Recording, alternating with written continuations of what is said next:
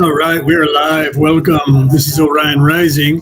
I am your host, Leonard O'Neill. Good morning, good afternoon, good evening, or good morrow, depending on where in the world you are tuning into the show. Show this out, show this out, show this out. All right. Welcome, everybody. Welcome, Reese. Welcome, Rick. Like I said, share this out. We are live on YouTube, Facebook, and Instagram currently, right? All right, let me pull down this overlay here so you guys can see my ugly mug. Put myself up into full screen here so we can go from there. Okay. So, yeah, it's slowing me down to go live on Instagram at the same time because I don't have more than one monitor up, so I have to switch screens and then hit go live once it pops up, and there's a delay, of course, because there's always a delay for from when I'm live going anywhere. There's always a delay. You guys don't know it, but there is a delay. When I'm speaking, you're hearing me 15 to 30 seconds after I actually said it. So it takes you guys a little bit of time to then catch up to me and answer me and respond when I'm actually putting things up, right? Yeah. So welcome. Let me check the streams here again. I'm going to share this out into another place over here because I only got to share it in two places on Facebook while I was trying to also share it on Instagram. And it takes a little bit of time. Things get slowed down when you're trying to share to different places, weirdly, not quite sure. So get everybody in here, start tagging people, get them in here. Like I said, we are live on Instagram this week again. I was going to test this week.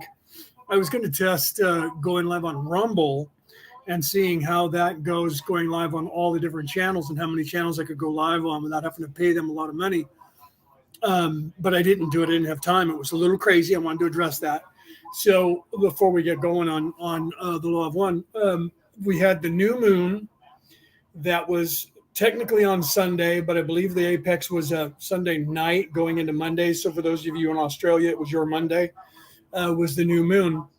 There was a shift that took place, and I'm not exactly sure when. I perceived it on Tuesday, and I wasn't really paying attention to what was going on. But a neighbor who used to live upstairs from me, who now lives on the other side of the complex, he and his wife came up and asked if I had jumper cables, to which I didn't remember having any jumper cables, but I did have some before, and I had toolboxes, and I had some toolboxes from a stepdad.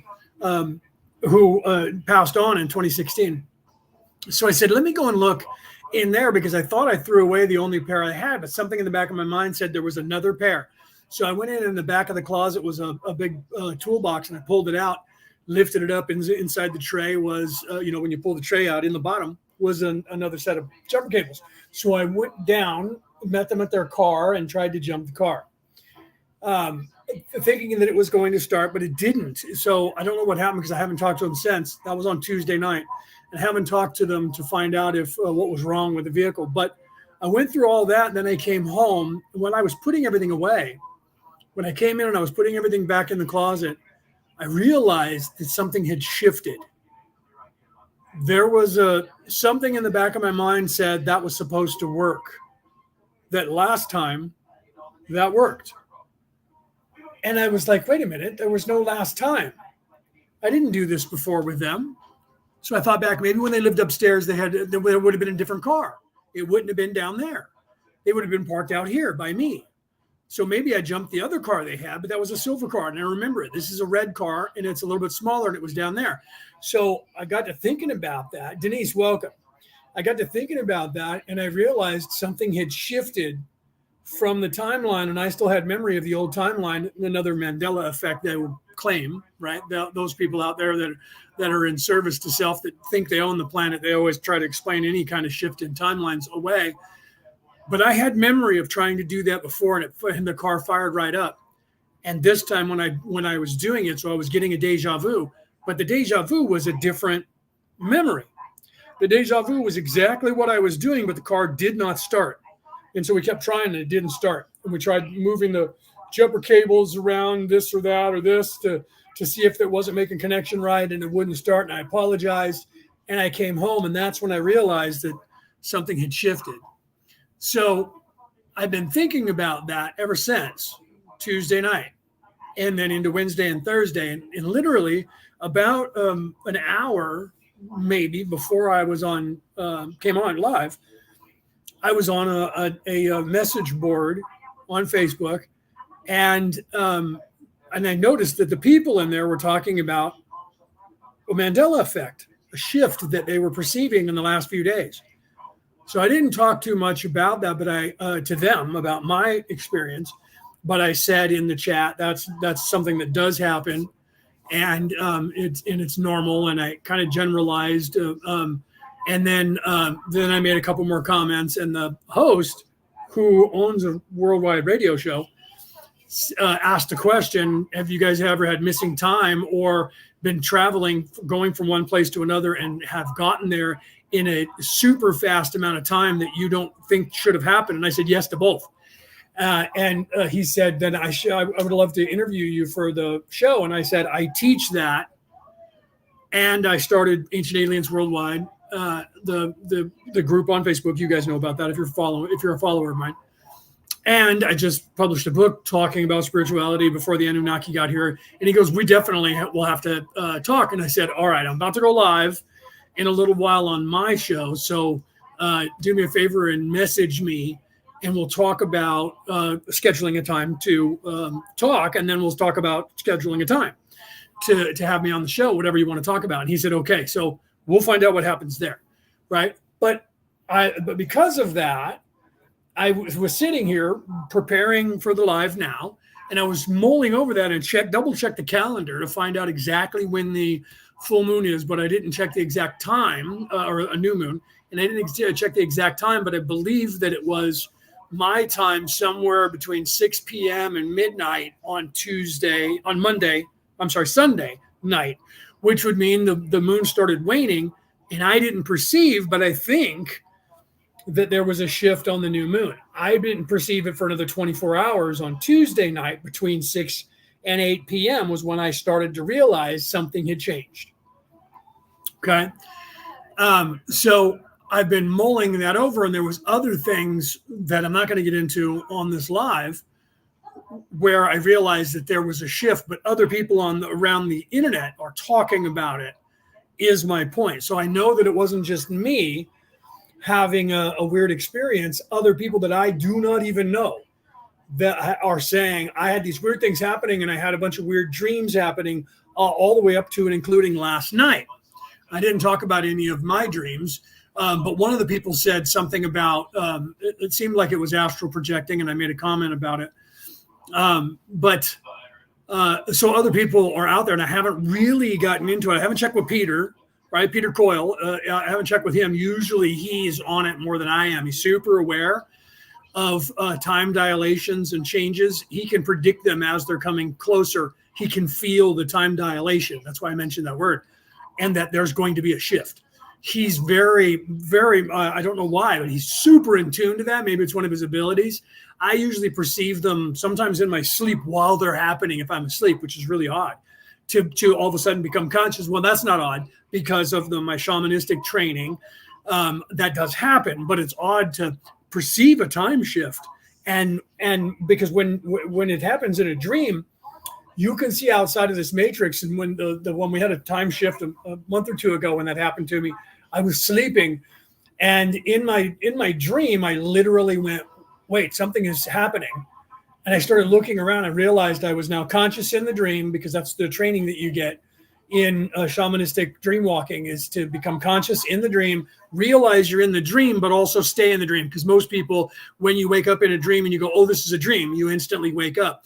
The key to the shamanistic training is to stay cognitive, aware, and awake in the dream state to find out why something triggered you and what is going on in the dream. Because to get the messages from either your higher self, your guides, or from the dream itself, which is from your internalized higher self, superconscious, subconscious, superconscious id that Carl Jung talked about and Freud talked about, the id and the superconsciousness from that Jung talked about. So shamans were aware of this in the past, and not knowing any of these guys at all, that were these, both Freud was, I think, German and Jung being Swedish.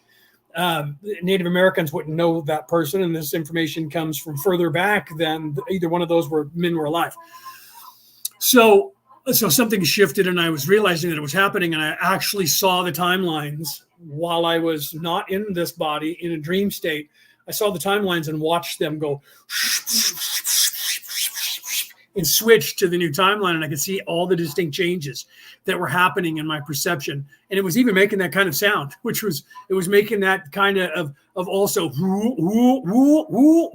sound as I was able to hear the voices of what I was witnessing changing and watching all that. I talked about that, but didn't tell that much detail until just now. So there was a shift that happened this week, and many people around the world were, and I said, if you guys remember, I said last week, the activation is going to be on the new moon. And then when it didn't happen, I didn't even think about it. I was so preoccupied with life that I didn't think about it to say anything. And I was moving into the 3-day time period, which just ended, for the Christ oil rising and illuminating me. So to have an event happen at that particular time for me wasn't out of the ordinary. So I didn't equate that to a actual time shift until other people were talking about perceiving something that changed in the last 3 days, and realizing that they were tracing it backwards, and it might have been somewhere around Tuesday. And I didn't ask where they were in the world, but I immediately thought of the new moon and went from there, right? Penny, welcome. Denise, did I say welcome to you? Welcome if I didn't. So like I said, share this out, guys. Share this out so we can get other people in here. So I wanted to mention that because there were changes that occurred. And I said to the people, this is an activation year. And I showed them 2024, 2 plus 0 plus 2 plus 4 is 8. That's an infinity year. That's a feminine energy year. And so it is what's happening in this year. Masculine energy is next year. So this year is not going to be as much strife, even though there's a lot of world strife going on, because those who are masculine energy, secularists, are trying to stir up the third world war for all it's worth right now, because they need to have a third world war, because there's too many of us like me who are out here in the world that are awake and that are talking to all of you guys and waking you guys up. Okay. So Rick, I'm glad to see that. Rick said my back is almost 100%. So I'm glad to hear that. Right. Because you were in a lot of pain there. You were having some problems. So I didn't mention it, but I was watching what you were saying in the chat and stuff like that. So, okay. So we're live on Instagram. If you're over on Instagram, say hello to me in the chat. I see that there's at least one person over there that's live, right? Brianna Burgess, is that right? Am I saying that right? Burgess 63 joined. Welcome over there. I can see that, but you haven't said anything in the chat, so I don't see. But I did see that you were there. Okay, so then you said Leo 8th, right? Is that what was it you're saying it was the actual 8th? It wasn't on Tuesday. Either way, today's the 9th, and for you it's now the 10th. So according to the calendar, it said that it was supposed to be on Sunday, but I thought it was Monday, or possibly going into Tuesday, which would be a little bit more what you're talking about, Rick, saying the 8th. For you, it would have been the 8th. For me, it would have been the 7th, right? A couple of days ago, right? So I also believe that you're right. Something did change. Lionsgate. So that was the 8th. Okay, I forgot you said that before. You told me that before. Right, Rick. Thank you. So Lionsgate was actually the 8th, which is the first day, because if the new moon was on Monday, and today is the 9th, so literally for me is the 9th. So that means the 8th, but the 8th hit the world a day prior, because you guys are 16 hours ahead of us. So you would have entered into the Lionsgate on the Wednesday. So Tuesday night going into Wednesday would have been going into the 8th, right? So now we're in the middle of the Lionsgate, and Rick is saying that Lionsgate is on 8th until the 12th, right? So so why do they call it Lionsgate? It's because of I posted a thing after Rick talked about it. Either he posted it or I did.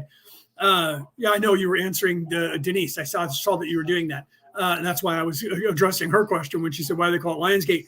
it's because of, I posted it and I don't remember it right this second, but it's actually because of where it is and when it is. And it has to do with being, I think, I don't know if it's in the Leo constellation. Rick might know offhand. It's the month of Leo, correct, right?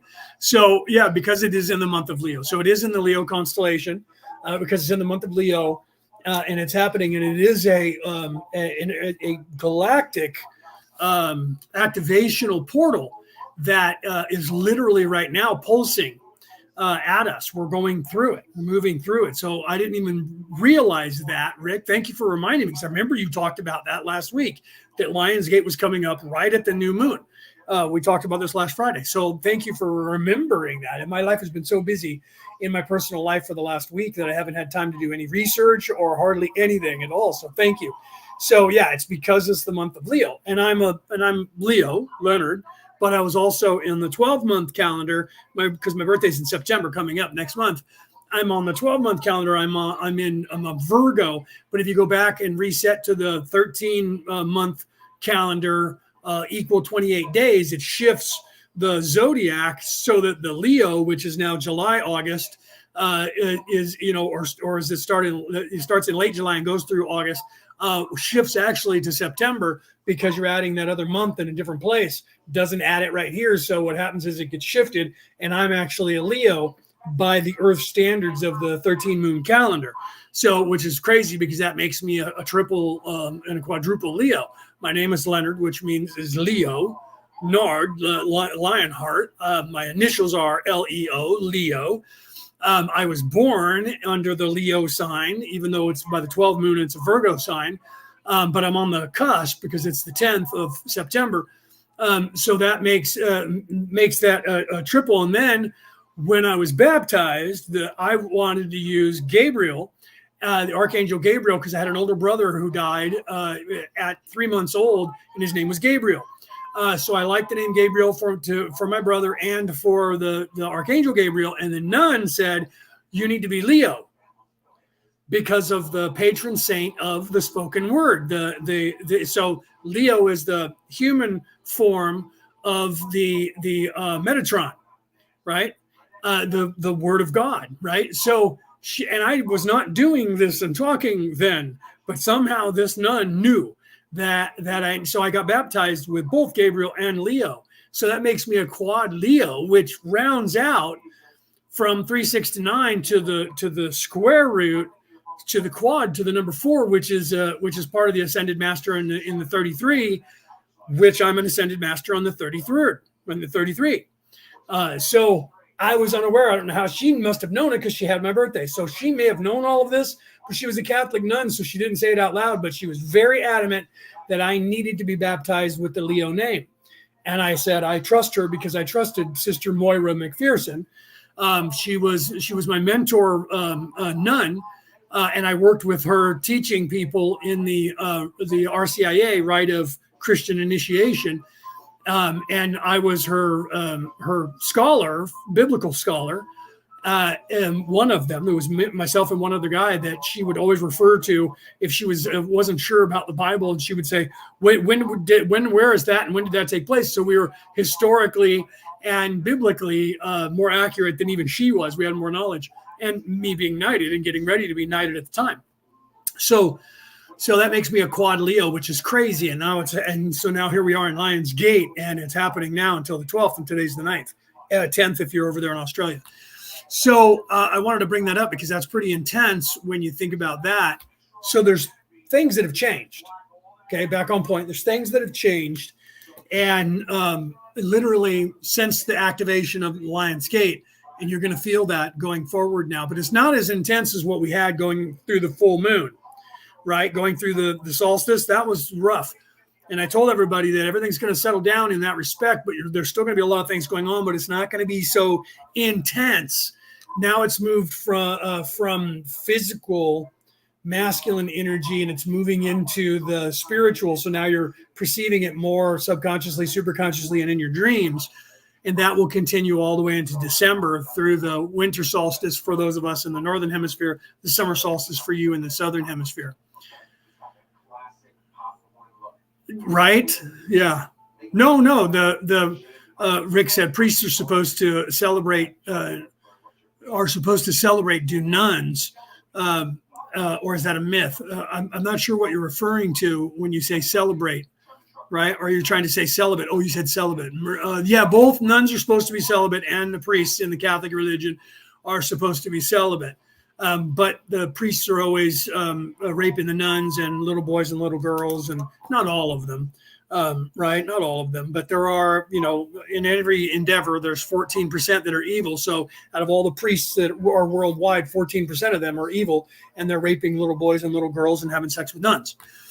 Right. And then 14% of nuns would also have to be evil, because you're not going to have only people in service to others showing up for any endeavor that is in service to others, because that's the greatest place for a person who's in service to self to prey on innocent people, is to take those jobs. That's why you hear about that, where people were counselors and, working with the youth organizations and this, and they get busted for raping children, because that's how they get access to them, is they go and pretend that they're in service to others, and then they start raping all the little boys and girls.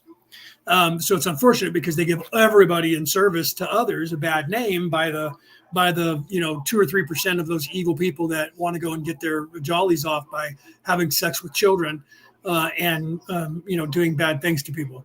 But it's unfortunate, because it's kind of the number of the beast, right? It is this place. Okay, so let me go ahead and do the sound check here now that we're 20 minutes into the show. Let me do a sound check on the Law of One. We're on session 54 or 55. We'll find out right here in a second. I'll do a sound check. You guys let me know if you can hear it okay. I know I have to turn it up a little bit, because I had it down somewhat for the intro. So I'll turn it up. You guys let me know if you can hear it okay, and then we'll get into the Law of One, okay? June 5th, 1981. 55.0 Ra, I am Ra. I greet you in the love and in the light of the one infinite creator. I communicate now. 55.1 Questioner, I would first like to ask as to the condition of the instrument, please. Ra, I am Ra. Okay, before Ra gets going, hold on. Distortions toward weakness. All right, before Ra gets going, I want to say hi to the other Peter. Peter Coyle just showed up in the chat on Facebook, and Peter from South Africa just popped in over on the I don't know, I know always mess up your last name, Garrick or Garecki. I think it's Garecki. I always say your name wrong, bro. Peter, my buddy from South Africa, is just popped in on Instagram, on the live on Instagram. Welcome, brother. And Peter Coyle from Ireland just popped in on Facebook over here in the chat. Okay, so let's continue with Ra and the Law of One. Session, what did I say, 55? Let's continue. The bodily complex occurring due to psychic attack. This instrument's vital energies have not been affected, however, due to the aid of those present in healing work. This instrument will apparently be subject to such weakness distortions due to incarnative processes which predispose the body complex towards weakness distortions. 55.2 Questioner, is there any specific thing that we can do that you have already told us or otherwise to alleviate this psychic attack or to help the instrument the most? Ra, I am Ra. We scan this instrument and find its distortion towards appreciation of each entity and each entity's caring, as you may call it. This atmosphere, shall we say, offers the greatest contrast to the discomfort of such psychic attacks, being the reciprocal, that is, the atmosphere of psychic support. This each of you do as a subconscious function of true attitudinal, mental, emotional, and spiritual distortions towards this instrument. There is no magic greater than honest distortion toward love. 55.3 Questioner. Okay, before the question, I just wanted to say I just looked up the television, and I just saw a commercial in the other room for Beetlejuice 2024 AD with Keaton playing Beetlejuice. That's gonna rock. New Beetlejuice movie. I didn't see when it was coming out, but I looked in the other room and I could see that. I was like, what is that? And I looked and I'm like, oh, it must be a commercial for old Beetlejuice. And it said Beetlejuice 2024 AD. I was like, oh, what? So that's kind of cool. Okay, so a psychic attack, right? For those of you, if you are tuning in around the world on the MP4 broadcast or the MP3 broadcast, wherever you are on the planet, if you're hearing that when he's saying psychic attack, what he's referring to, what Ra is referring to, talking to Dawn, the questioner, is Carla being under a psychic attack, and that's a psychic attack always comes from an assassin who is literally occupying this space, the same space that Carla is in. And he's in the fourth dimension. So he's literally living on this earth or came to the earth or hired who's evil on this earth in the fourth dimension to try and kill Carla to stop this communication back in 1981 from coming through. And this is reoccurring throughout all 106 sessions. And they talk about it periodically when it occurs. So it's not always occurring in every session, but every now and then it does come to fruition, and it's starting to happen. Currently in this session, that is what Ra is referring to. If you're new to the law of one, is a psychic attack, not from the third dimensional being that's here. That's also going on, but that one's from that's happening to her while she's channeling. And it's specified by Ra that it is a fourth dimensional assassin that has been hired to specifically target Carla and try to kill her in any way possible to stop the communications coming through from Ra to warn the people about what's going on this earth. Thank you. I want to ask a couple questions about previous material that I didn't understand. I'm hoping that this will clear up my understanding somewhat with respect to the mental configurations with which we have been dealing. In the session before last you stated, however, this is a risk for the Orion entities due to the frequency with which the harvestable negative planetary entities then attempt to bid or order the Orion contact, just as these entities bid planetary negative contacts. Right, Rick said, oh my God, I watched that in 92 or 3 in the UK on acid, hash, and mushrooms, right? And he said I could not make sense of it.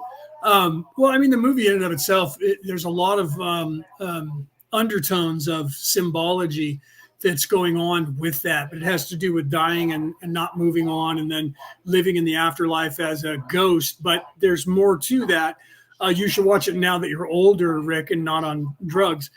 You should watch it because there's more going on behind the scenes to that movie than people realized. Everybody just saw it superficially and thought it was funny and it was a good movie and it had to do with, Beetlejuice, but it would, the connotation of saying his name 3 times and him appearing, him not being a good spirit, but then not really a bad spirit. He ends up helping them in the end with his abilities because he's not really evil. He's just, you'd have to watch the movie again to find out about that. So you should go back and watch it again. But for most people, when you start to wake up, you need to really go back and watch anything that you found interesting in a way that you weren't quite sure why you found it interesting when you were younger. You should go back and take another look at it when you start to wake up, because there was something in there that was getting your attention and you were like, I know this is a good movie and I know there's something more here, but I'm not getting it. If you have ever thought that about a movie, a song, a book, a poem, anything in your life, and you should always, when you start realizing that you're ascending and you're more awake, go back and reread that stuff, re-listen to it. That's why we point this stuff out a lot when I was doing the Pirate podcast with Aaron and his wife and Miguel de la Peña from Brazil. We talked about that in music a lot because Aaron and I both having a background in music, playing in bands. So we talked about that a lot when it came to artists writing songs throughout history in all genres.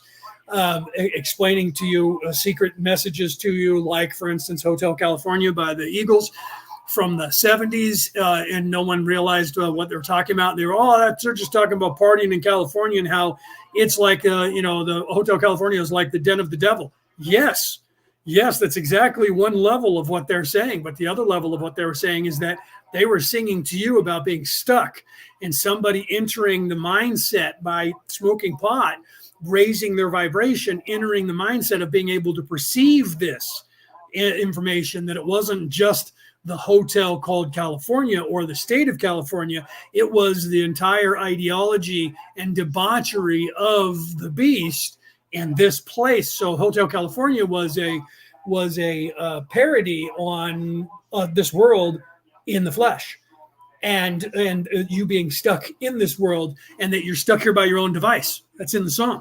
We're all just prisoners here by our own device. It is our choice, whether we know it or not. And when you check into the Hotel California, you can check out anytime you like, but you can never leave. You're stuck here. So that's exactly what it was about being stuck. But the perception of being stuck, the first step in avoiding a trap is knowing of its existence. And that means that you can avoid the trap. Do you understand? So even if you're in there, they're telling you, you can check out anytime you like, but you can never leave. This is untrue, because you have to be unaware that you're stuck there to not perceive it or perceive a way out, even though he was talking about that. That's what the entire parable was about. in that song. So here's a bunch of crazy rockers who everybody thought were just drug addicts that were singing a song that was about, say, debauchery and evilness in California, using California as the term. But it was the way of life of that debauchery in California that was being synonymous with the entire planet, living in the flesh and partying and being eating of the tree of life and all of these things. You could stab the beast, but you just can't kill the beast. That's because the beast is not this thing that everybody talks about where there's this beast that shows up. The beast itself is this entire illusion if you're living in the flesh. That is the beast. That is the number of the beast. So they knew this back in the 70s. People think that people back in time were not awake. Well, 634 BCE. Okay, that's 2,655 years ago, minimum. Okay, Lao Tzu and the Buddha both knew the same information that I'm teaching you now. Jesus Christ was born 35 years later, and then 30 years later before he died at 31. So 29 to 31 years later, he was talking about the same information. Moses was 5,500 years ago. He was talking about the same information. Okay. So it's just there's more people today that are exponentially more people that are awake. Why? Well, the population of the planet 2,000 years ago was probably 1 billion people, if that. Okay, the population of the planet in 1981, when Ra is coming through, was 2.5 billion. Population now is pushing 9 billion, 40 years later. Okay, 42 years later, 9 billion. Of that 9 billion, more than half, 63% as of last year, 63% are not from here. They're wanderers that came here to help. So exponentially, you're going to have, if 63% of this population came here from a higher plane, that means there's a very good possibility that a majority of all that 63% of the population, so we're looking at 3-4 billion humans or more. It could be as high as 5 billion human beings are actually here to help. How many of those are waking up? Do you see? They came here for that specific purpose. So how many of the 5 billion are awake enough to perceive what's going on? Not as many as you would think, but more than you realize. Okay. Then you could go, all of them. Well, yeah, all of them have the potential because they came here to have that potential to wake up. That doesn't necessarily mean that all of them will. They may not have chose to do that. They may not have chose to come and put themselves on the line like I'm doing to possibly be murdered by evil people. That's not going to happen because they can't. But I know that, and some people aren't. They're like, I want to help, but I don't want to have to stick my neck out and get my head chopped off. So I'll be there, but I'll just be there and be a really good person and do good shit for people and never really pierce the veil completely. That's okay. There's nothing wrong with that. Just being here, whether you do nothing at all, you're still raising the vibration for the whole world if you are in service to others. So just adding numbers changes the dynamic of this earth. And that's one of the things that has drastically, it's the most important reason why drastically the things have changed in the time period in the last 40 years that they have on this planet. Prior to that, if you're awake enough, well, now, if you were anywhere near awake 40 years ago, you know how lonely that time was when there was maybe 100,000 of us on the earth, maybe 200,000 of us, total population, when the planet was 2.5 billion souls. And I came through in 1967, there was probably 100,000 human beings that were awake. That's it. And we didn't have any internet, which means I knew none of them. I knew my father. That was it. I knew no one else till I was 16 years of age. And then I met my buddy Paul, who is now deceased, who was not completely awake, but I knew that he had the potential and I knew that he was here for a reason. And I knew that he was waking up, but he wasn't fully unveiled. Okay. And then I didn't meet anybody else. And now I'm going back in time. Other than, I think, meeting people who didn't know that whether or not I was fully awake and they were, and we didn't recognize one another because we didn't actually look because we were always hiding. I may have met one or two. I heard about people, read about people, and wondered where everybody was. I was doing that my whole life. When are they going to get here? What's going on? Why am I alone? Everyone I've ever spoken to that I've met today that was awake back then said the same thing that I said. They were like, why am I so alone? Why is there nobody else here to help? Where is everybody? The best thing that ever happened was the internet in the 90s, starting in 1992, 93. And then beyond that, when they started with all these platforms that we now have, Facebook, but that Facebook didn't get here until like, I don't know, 2010 or something like that.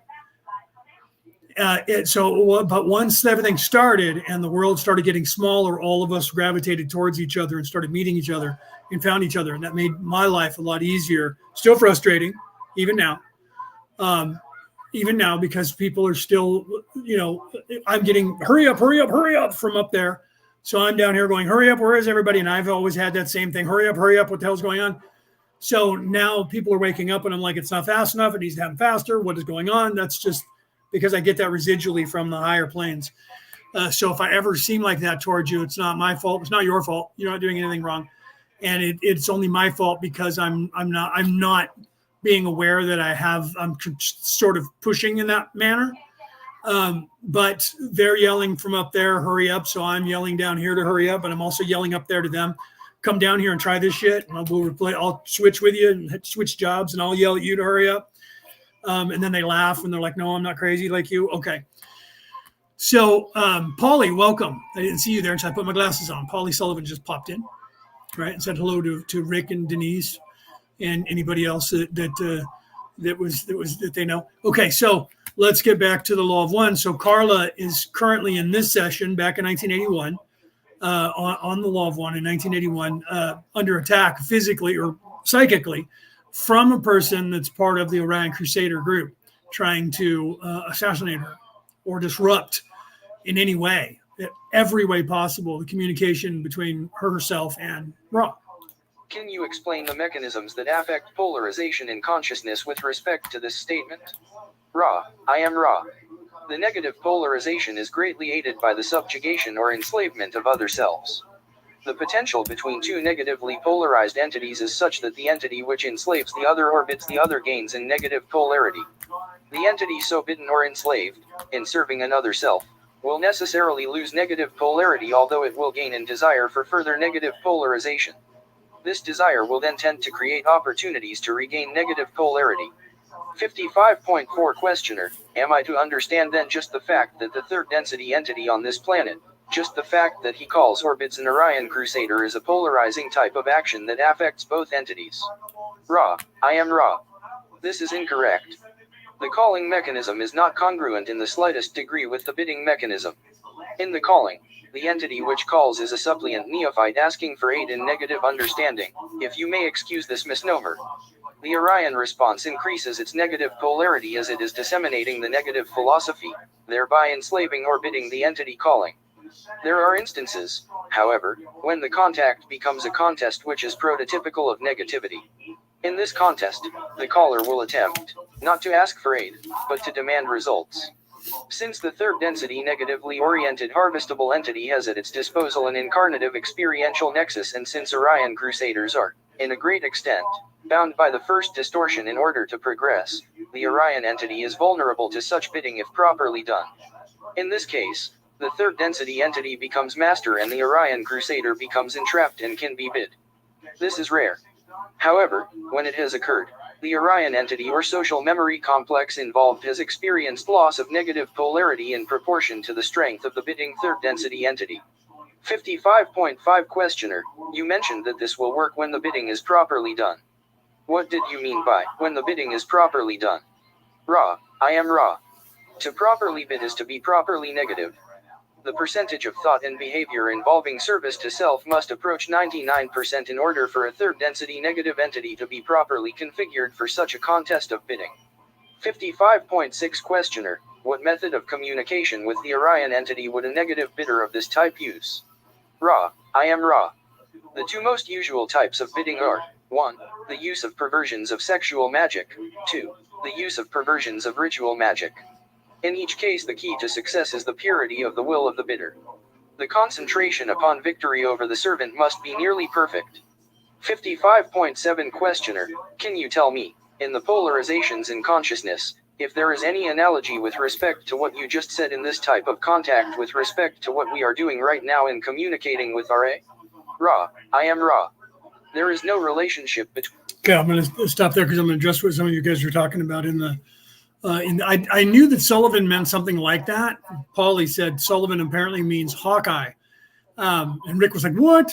My favorite show when I was a kid was The Sullivans, right?" So yeah, no, I know that it had something to do with that because the I would have to look it up. Peter Coyle, if he's here, he might know, or Peter Peter G from South Africa. Both of them might know because they're very learned when it comes to names of clans and people's names. So if either one of them is still in the audience, they might be able to give us the direct.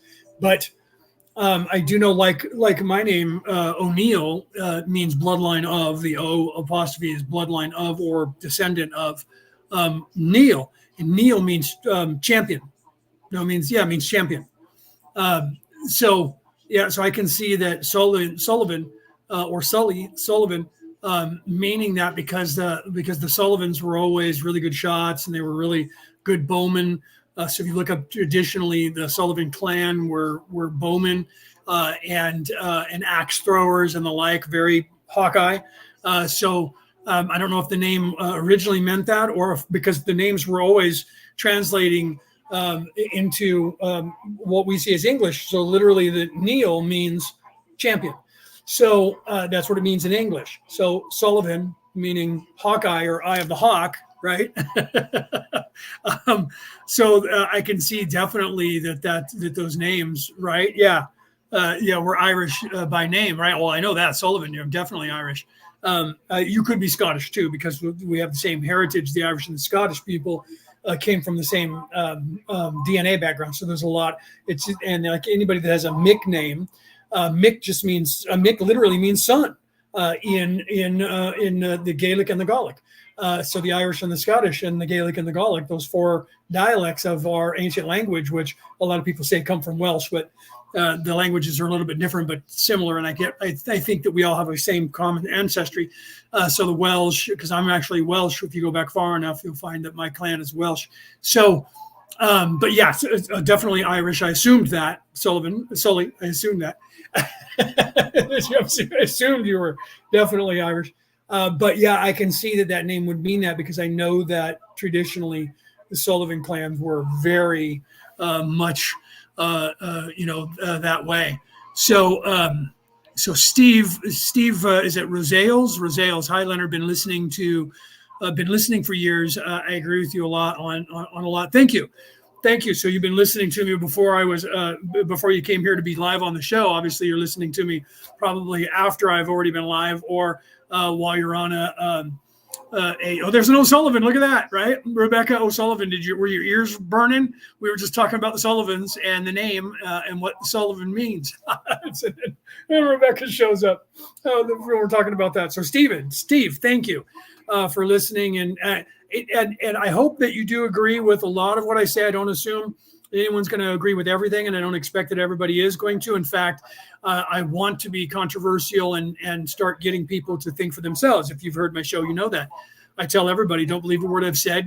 Go out and question everything for yourself and learn, because that's the only way that you're going to ascend, right? Rebecca said it must have been. Yeah, we were literally, because Rick here, Hawkeye Rick, his name popped up, and Paulie Sullivan, who's also in the crowd, said apparently Sullivan means Hawkeye.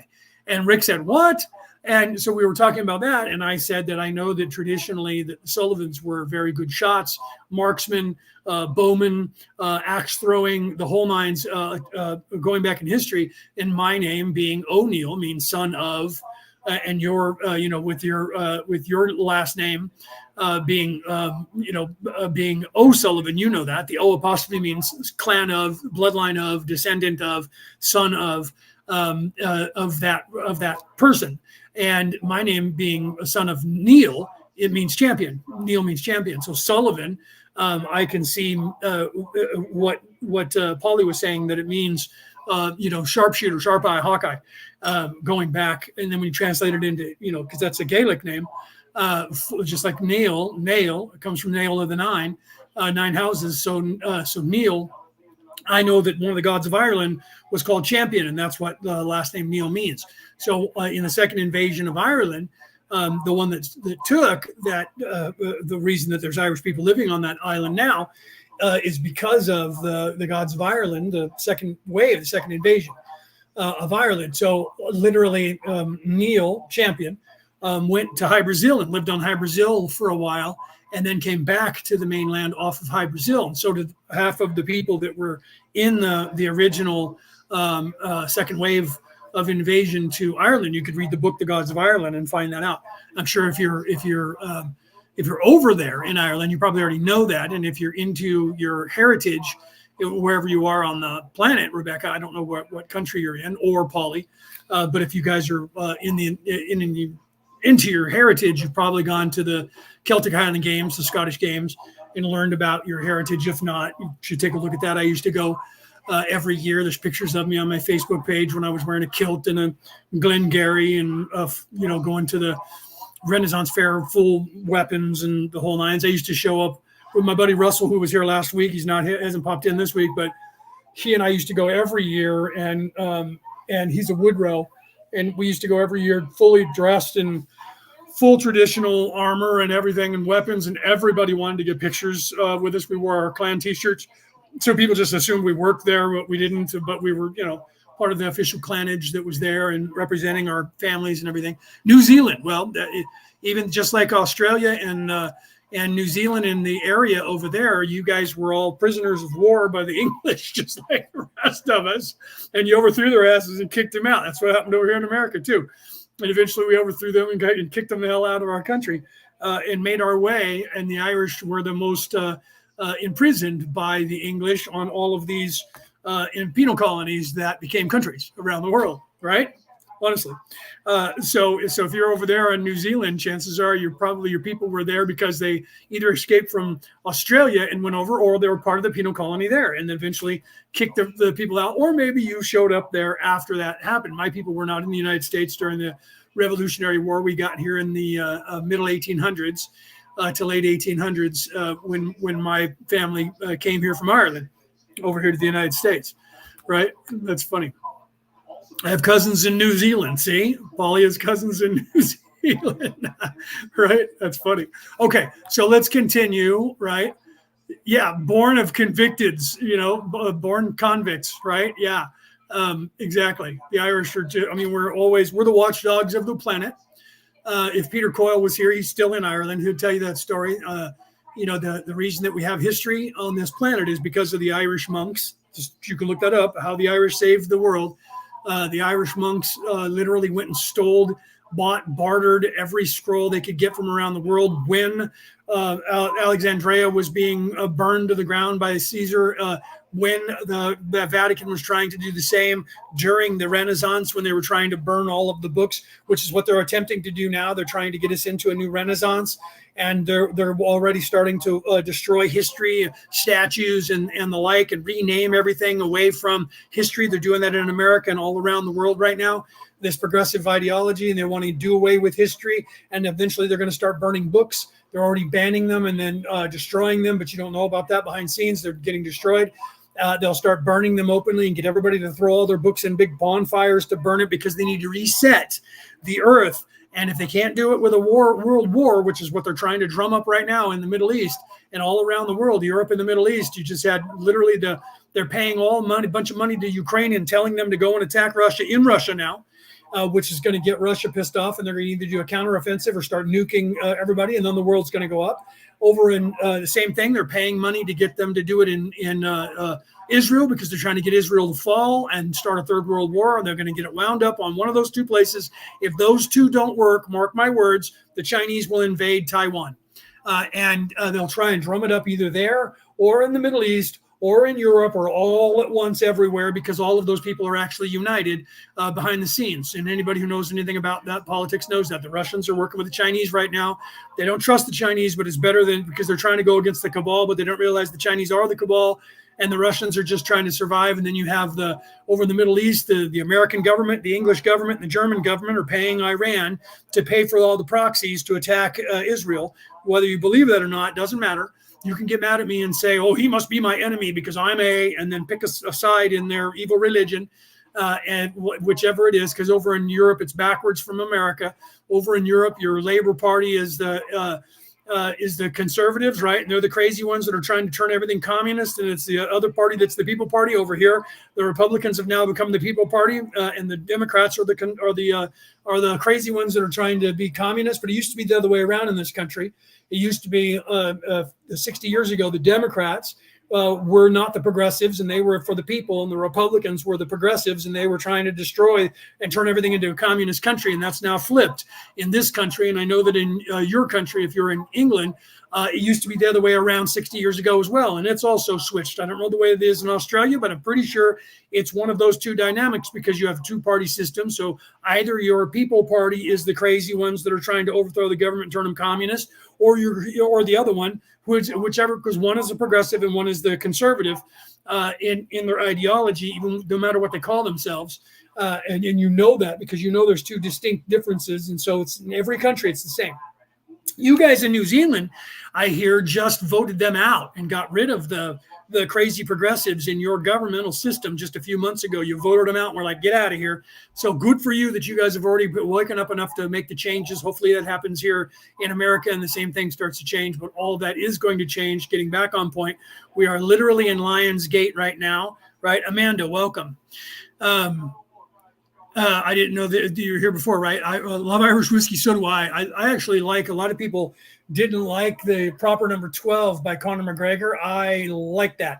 I quit drinking 2.5 years ago, but man, for the last few months, probably 6 months before I quit drinking, I drank about 3/4 of that stuff. And man, that was good. I love Irish whiskey anyway. Tiller Maduro is a little harsh, but it's good.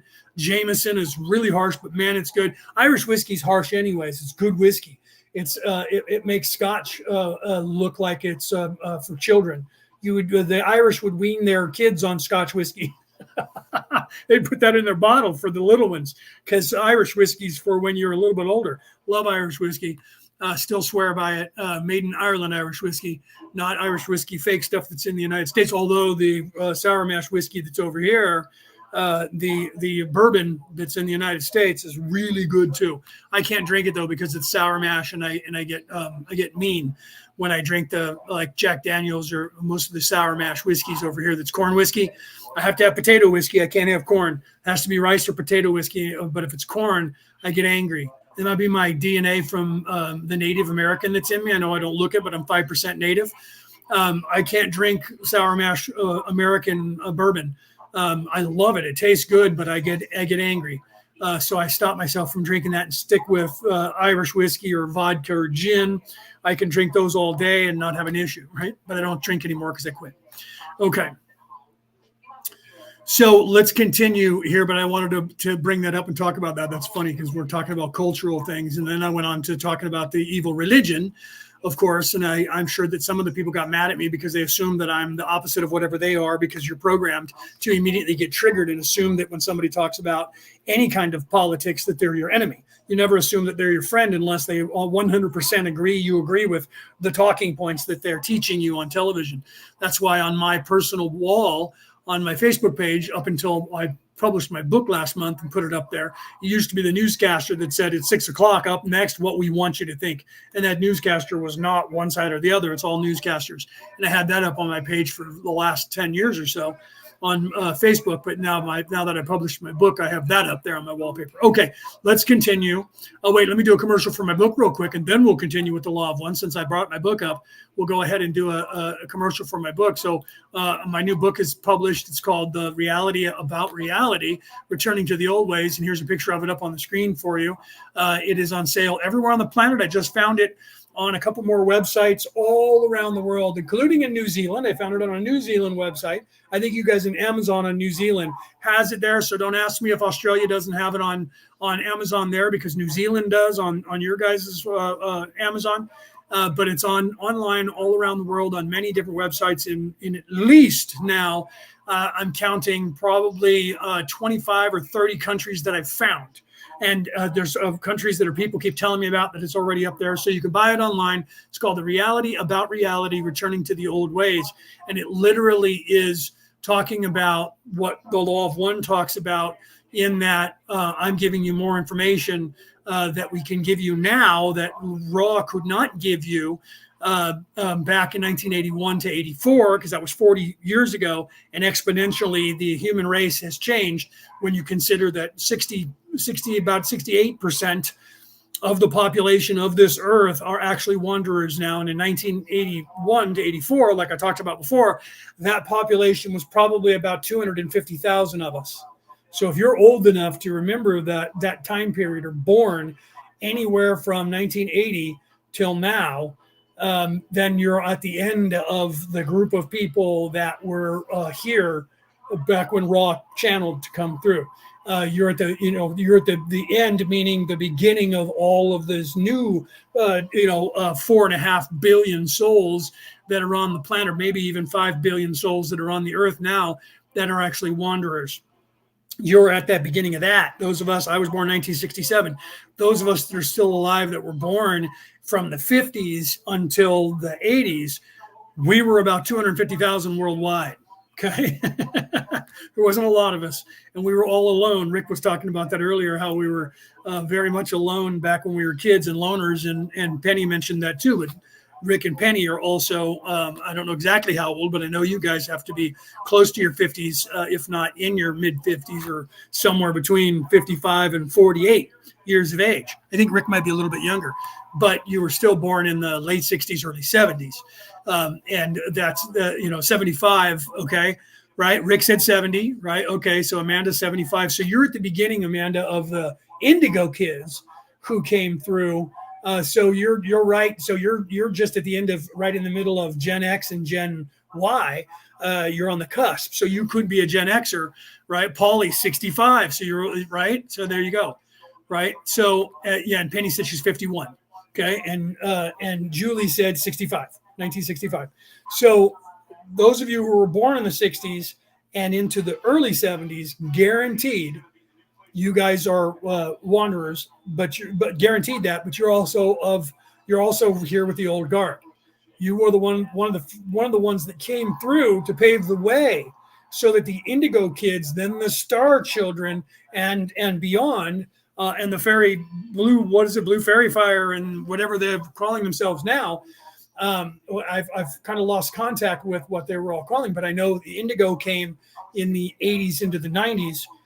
And then the Star Kids were 90s to the 2000s early. And then from there, we're on to Gen X, Gen Y, Gen Z, and millennials. And that's the people that were born from 2010 to now. So if you were born and you're either Gen X, if you're Gen X, you're one of the 200,000 of us worldwide.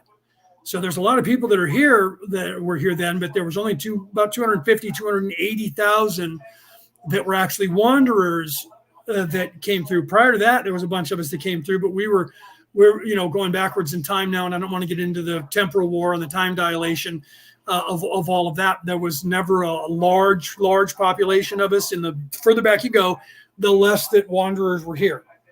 That's just the way it's normal, because there was no problem. And once the problem hit, we only had to go back so far to distort their distortion and start making corrections. And this gets me back to what I was talking about in the beginning of the show today, right? 1988, Steve said. Yeah, so you're at the Indigo going into Star Child era, and I'm sure you're aware of that, right? Steve, I'm sure you're aware of that because of the time period of when you were. Ra came through between 81 and 84. You were born 4 years later. After Ra came through, and that's right at the cusp of Indigo into Star Child being born, because that was when Chip Coffey did the television show, and it wasn't in the 80s, it was in the early 2000s, when mid 2000s, right around 2008 to 2012, maybe right around there, and then they were showing the replays. Chip Coffey did his show about the Indigo, and because the Indigo kids were now getting up into the 18 years of age, 12 to 18, and the Star Children were between 10 and 12, and he was doing the show about psychically gifted children, and showing parents who thought there was something wrong with their kid. that there wasn't something wrong with their kid, that their kid was mostly awake, and the parent was unaware of that. And sometimes the kid didn't know that they had come through and they were waking up, but they didn't understand what was happening unless you had somebody like my father who understood what was actually happening to you. Then your parents, if they're asleep, then they think there's something wrong with you and they want to put you on medication and drugs and things like that.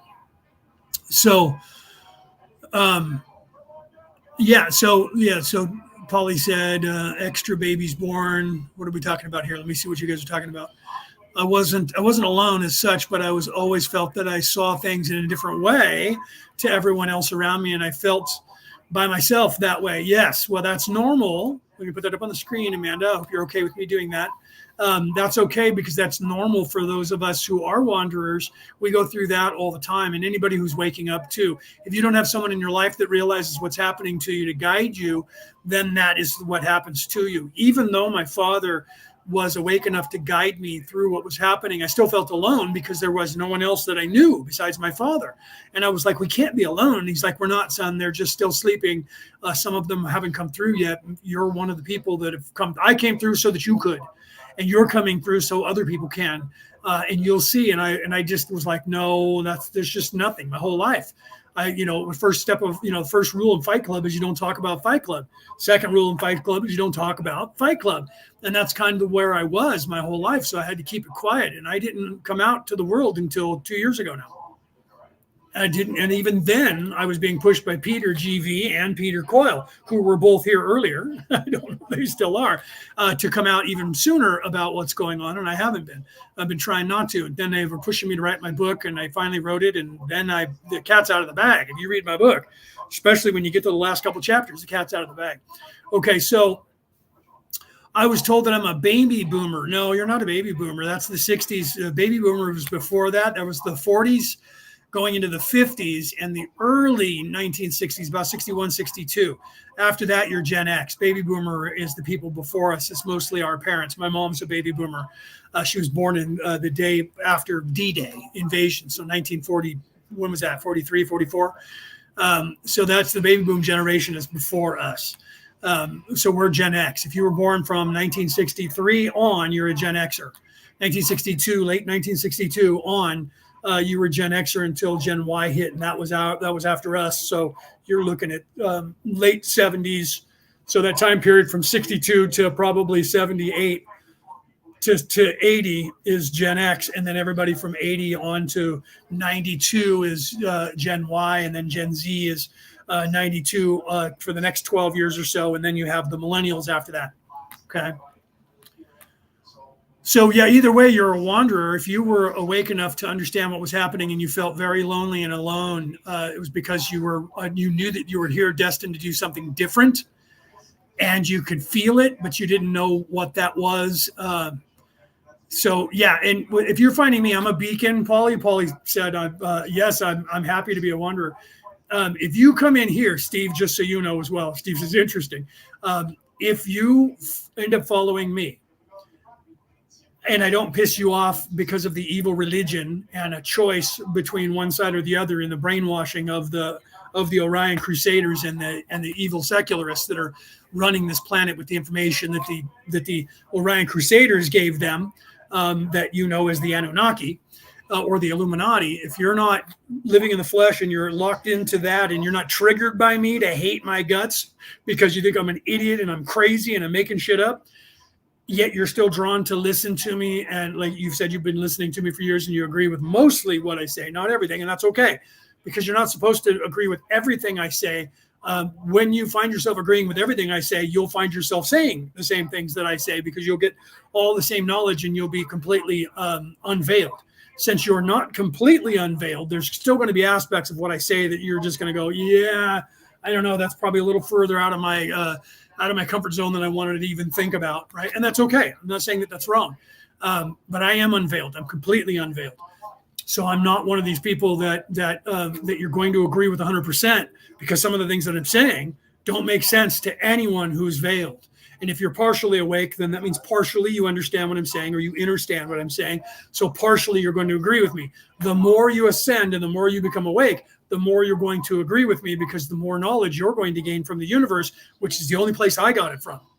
Okay. It is a knowledge that is there that the creator of the universe put there for those who are in service to others to unlock. And you can only unlock that information if you are in service to others, and you can't pretend and fool the universe. The universe there is no pretending to the universe. You can only pretend in the flesh to humans that you're a good person and a little angel and have a halo, and inside you can't wait for them to turn around so that you can rape them, pillage them, stab them in the back, and take every shit they have. That only works on people that are not awake. That only works on the children. So you can't do that to the universe itself. So you can never pretend, oh no, I'm wink, wink. I know deep down that I'm faking the universe out. Doesn't happen. Can't do it. Okay. So as you ascend and you start unlocking the knowledge, there is only one enlightenment, true enlightenment in the universe, and it's universal enlightenment. And everyone gains access to the exact same knowledge, period. So when you hear people saying something that sounds outlandish, if you hear many people saying that exact same thing, you have to give it a little bit more of a thought. But at the same time, if you hear too many people saying that exact same thing, you have to give it a little bit more of a thought on a negative connotation, because what is that everybody seems to know, everybody in a place where 90% of the people are actually asleep? Do you see? However, you will sense the difference in what someone says to be either true or not as you start to ascend. That becomes one of the first things that you unlock, is the ability to see the truth and to perceive it when it's happening, and to start perceiving and seeing lies when they happen as well. That's why I tell people all the time, and we teach this, if you're looking around at the world, this is in the description of my book. If you're looking around at the world and you start going, when do they start lying blatantly on the news? When do politicians just blatantly rip us off and lie in front of our faces? They're not even hiding anymore. They haven't been hiding. This is the way they've always been. You're just able to perceive it now. Because when I was 8, when I was old enough to watch the news, even at 4, and I was seeing the news, I saw them for what they were. And I know that other people who were awake also did. So literally, it was the adults in the room who were like, yeah, they're just lying about everything. And so is the news. When you come to the realization that no matter what channel you turn on, no matter what country you're in, no matter if you believed in the politics of one side or the other yesterday, when you turn on the news and you go, they're lying, next channel. They're lying, next channel. They're lying, next channel. And you do that no matter what channel you turn on, even the people who you thought you agreed with yesterday, and you listen to them and go, my God, they're just like the other people, only the opposing point of view. And neither one of them is telling the entire story. When you get to that realization, that's usually when you go, when do they just stop telling lies? When do they just blatantly tell this stuff? They've always done that. You're just to be able to perceive it now. The same thing happens with people like myself when we say things and you go, well, I don't agree with everything you say. I only agree with some of it. That's okay. It is okay. The fact that you agree with anything that I'm saying says that you're already waking up somewhat. Okay. I am a beacon. I am one of the beacons, not the only one. There's millions of us. I'm one of the beacons on this earth that certain people will resonate with and be drawn to. When you start hearing me talk, you will either I'm not resonating with that guy at all, and you'll go to somebody else, or you'll go, maybe this guy's full of shit like everybody else, and then you'll try other people. I let anybody do that. I don't care. Do what you need to do, because if I don't resonate with you, someone else will. It could be a woman that you resonate more with. It could be a different guy in another country. Somebody's going to resonate with you that's going to assist you on your ascension to wake up. Or unless you're in service to others, and then anybody like me is going to make you really angry. You're not going to have anything to do with this, right? So let me see here. Yeah, see, Denny said, Leo, I never fit since I was 3. Where do boomers fit? No, same thing. There was people, I wasn't excluded. I wasn't saying that there was nobody, Denise, that were wanderers who were prior to that. It's just the number was exponentially less. So even if you're a baby boomer, you're still here because you're still a wanderer. You're one of those people that came in before me to do this stuff that you're doing now. For whatever reason, you might have had other things to do because you always talked about when I first met you that you weren't awake enough and things weren't happening fast enough. We all wake up when we're intended to, the way we write it. So if you're, older than me and you're at the end of the baby boom cusp before the Gen Xers like me, and you're still a wanderer, which I know you are, That just means that you probably wanted to brush up on a few things and you didn't want to stick your neck out yet because there was only 180,000 of you on the planet at the time. And you knew, just like we know, that back then, 40, 50 years ago, if you stuck your neck out on the line, they killed you. And they tried to murder you. They've tried to kill me 4 times in my life in the last 10 years. Just in the last 12 years. Just in the last 12 years. Yeah, because 2022. So going back to 2012 and coming forward. Okay, the last attempt was about 5 years ago. I don't know if you guys remember that when I had my hernia surgery, emergency hernia surgery. That was 4 or 5 years ago now, I think. It was before COVID, so it had to have been in 2019, 2018, right? Because it wasn't in 2020 or 2021 because I would have, oh no, wait a minute, I think they tested me for COVID. No, that was my foot. That wasn't them trying to kill me, although I never looked into that to find out if it was. And that was 2.5 years ago when I almost lost my foot and had to have 6 surgeries on my foot. So I don't know if that was an attempt on my life or just them trying to screw me up and try to screw up my life. You see what I'm saying? So there's Peter Coyle. His ears must have been ringing too for him to pop back in. All right. So let me see if you guys are saying anything more because I had jettisoned up there, right? I stopped up there and didn't follow the chat for a while. If there's anything I missed and you guys had a question, please remind me. Please say it again because otherwise I'll have to scroll back up. So let's continue with Raw and the Law of One. But know that Carla's under attack and they're trying to figure out what to do. And Raw's going to tell them the same thing. You just have to greet them with the love and the light of the infinite creator. And then that's going to thwart them every time. It's a brick wall for them. Between this type of contact and the bidding process. This contact may be characterized as one typical of the brothers and sisters of sorrow, wherein those receiving the contact have attempted to prepare for such contact by sacrificing extraneous, self-oriented distortions in order to be of service. The raw social memory complex offers itself also as a function of its desire to serve. Both the caller and the contact are filled with gratitude at the opportunity of serving others. We may note that this in no way presupposes that either the callers or those of our group in any way approach a perfection or purity such as was described in the bidding process. The calling group may have many distortions and be working with much catalyst, as may those of Ra. The overriding desire to serve others, bonded with the unique harmonics of this group's vibratory complexes, gives us the opportunity to serve as one channel for the one infinite creator. Things come not to those positively oriented but through such beings. 55.8 Questioner, thank you. You stated in earlier time, until transfers of energy of all types have been experienced and mastered to a great extent, there will be blockages in the blue and indigo radiations. Could you explain that more fully? Ra, I am Ra. At this space/time we have not covered the appropriate intermediate material. Please re-question at a more appropriate space/time nexus. 55.9 Questioner, okay. I'm sort of hunting around here for an entry into some information. I may not be looking in a productive area. But you had stated that we, that is RA, had been aided by shapes such as the pyramid, so that we could aid your people with a shape such as the pyramid. These shapes have been mentioned many times, and you have also stated that the shapes themselves aren't of too much consequence. I see a relation between these shapes and the energies that we have been studying with respect to the body. And I would like to ask a few questions on the pyramid to see if I might get an entry into some of this understanding.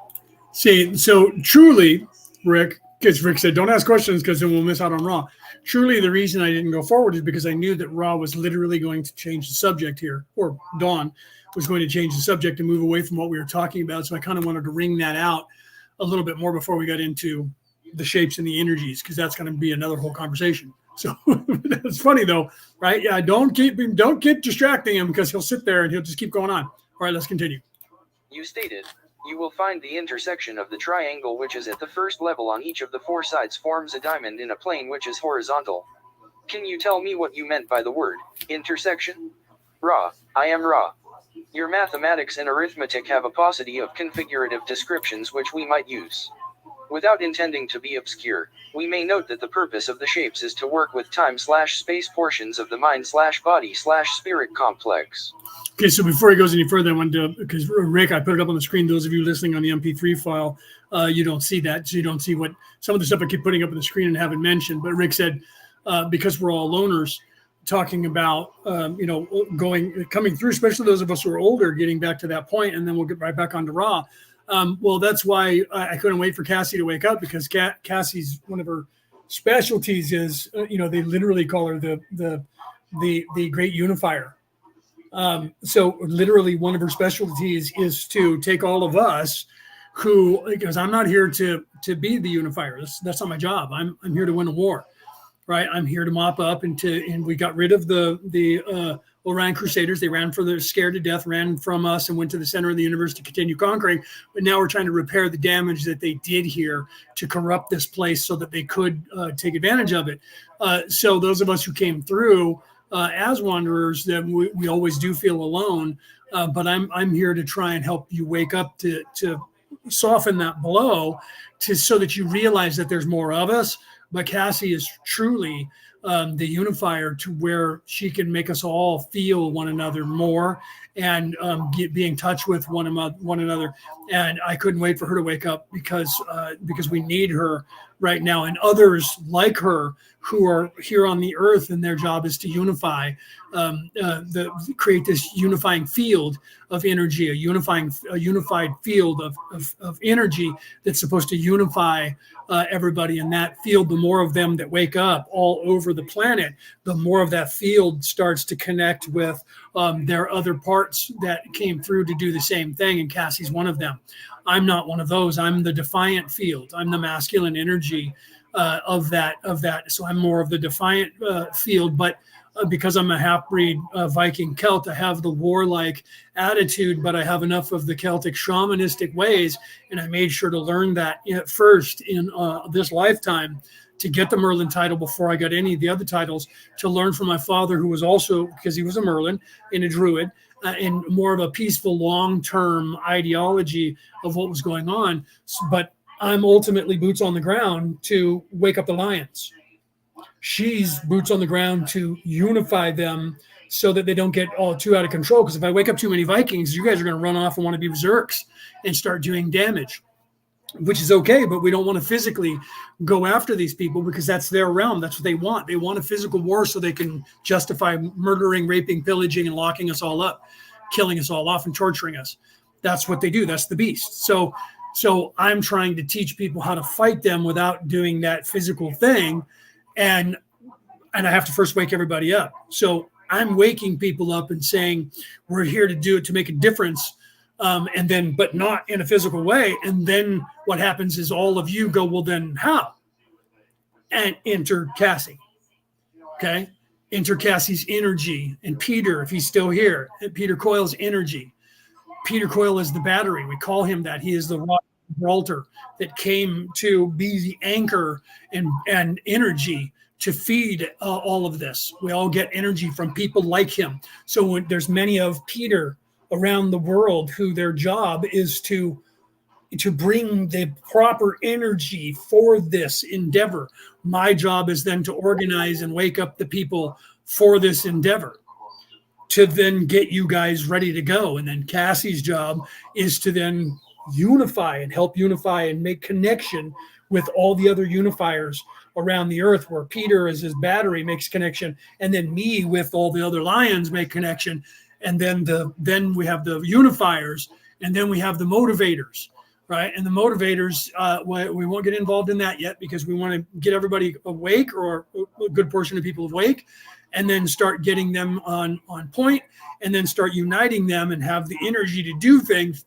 Then we'll start telling them, here are the things that you can do. So do what you can do. What did you bring through? What did you come here with? What are the tools you came here with to do things, and then go and do it. And we're going to help provide an avenue and hopefully money from around the world. From what I'm told, we won't have a problem with that. And we'll have enough money to be able to help pay for endeavors for people who want to do things around the world. And that's ultimately what we're trying to do. We're not trying to become a government. We're not trying to become a religion. We're not trying to become dictators and tell people what to do. We're just trying to be able to have a backdrop of, you need to do it. What do you want to do? Yeah, well, here, let's have you do that. And so we're going to be the help to wake people up, let them figure out who they are and what they brought here, and then let them find their own purpose. And then we're going to be hopefully the people who can make that purpose happen. That's our plan, is to make that, to be that, that financial backing from around the world. So you're going to have that kind of global backing in every country that somehow is going to be attached to all of us are going to somehow going to be attached together. And we're going to be sharing with all of that to help people in every country to do things, to change this world for the better. Could take a generation. We're hoping that it won't. Okay, let's continue. Therefore, the intersection is both space/time and time/space oriented, and thus is expressed in three-dimensional geometry by two intersections which, when projected in both time/space and space/time, form one point. 55.10 Questioner: I have calculated this point to be 1/6 of the height of the triangle that forms the side of the pyramid. Is this correct? Ra: I am Ra. Your calculations are substantially correct and we are pleased at your perspicacity. 55.11 Questioner: this would indicate to me that in the Great Pyramid at Giza, the Queen's Chamber, as it is called, would be the chamber for initiation. Is this correct? Ra: I am Ra. Again, you penetrate the outer teaching. The Queen's Chamber would not be appropriate or useful for healing work, as that work involves the use of energy in a more synergic configuration rather than the configuration of the centered being. 55.12 Questioner: then would the healing work be done in the King's Chamber? Ra: I am Ra. This is correct. We may note that such terminology is not our own. 55.13 Questioner: yes, I understand that. Right, so let me preface this, because we're talking about now the pyramid, and specifically the pyramid of Giza, the large one at the Giza Plateau. And if you guys are unaware, and this is why some people utilize this symbol of, say, the pyramid in a circle, right? The pyramid in the circle. It's the same as the Vitruvian Man, same mathematics as the yin and the yang, the Vitruvian Man, the pentacle, the pentacle, not pentagram, but the pentacle. The pentagram too, but the pentagram has been divorced from the positive to turn into a negative connotation by turning it upside down and putting the goat head in there by the Satanists to pervert it. But all of these symbols from around the world, including the Star of David in a circle, all of those are the same representation, and all of those represent, and this is why I think I posted in the Law of One, the video with Joe Rogan from last night. If not, I'll put it in there today, where they showed that science actually mapped what a quantum entanglement of two particles being quantumly entangled looks like, and it is 1,000 million % exactly the yin and yang symbol. And so literally Joe Rogan's talking about that, and he's like, people thousands of years ago could not have accidentally came upon and invented that symbol in their minds, because the probability of somebody using the yin yang, which was invented by the Asians, for what it's invented for, and then coming forward and finding out what the physical actual representation of the particles that are entangled looks like, and what that represents in physics in the universe is identical from what these people over in Asia, Chinese, Japanese people in Asia, tens of thousands of years ago, designed the yin yang to represent, with no computers, no microscopes, none of the technology that we have yet. The concept of what the yin yang represents, according to them thousands of years ago, is quantum entanglement and what that represents, and the concept. And I'm not going to go any further into that, because that will be another discussion that it would take me a while to go on. Okay. Why is that important?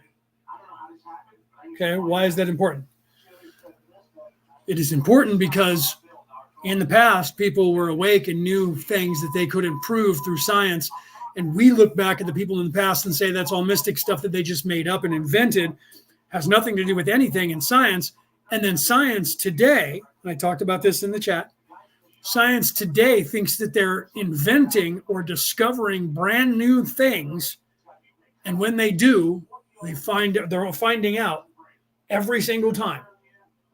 Coincidentally, some crazy cloth-wearing guys from 10,000 years ago, 12,000, 50,000 years ago, somehow just came up with that exact same symbol Well, but that means something completely different to them back then than it does now, because they changed the name of definitions of words throughout time, equality to equity. So it's not equal because some people don't start in the same place. So equity is equity. Look up the word equity. Until they started using it for the word equality, equity meant value that you had vested in something. Value that something was that you owned. You have equity in a house.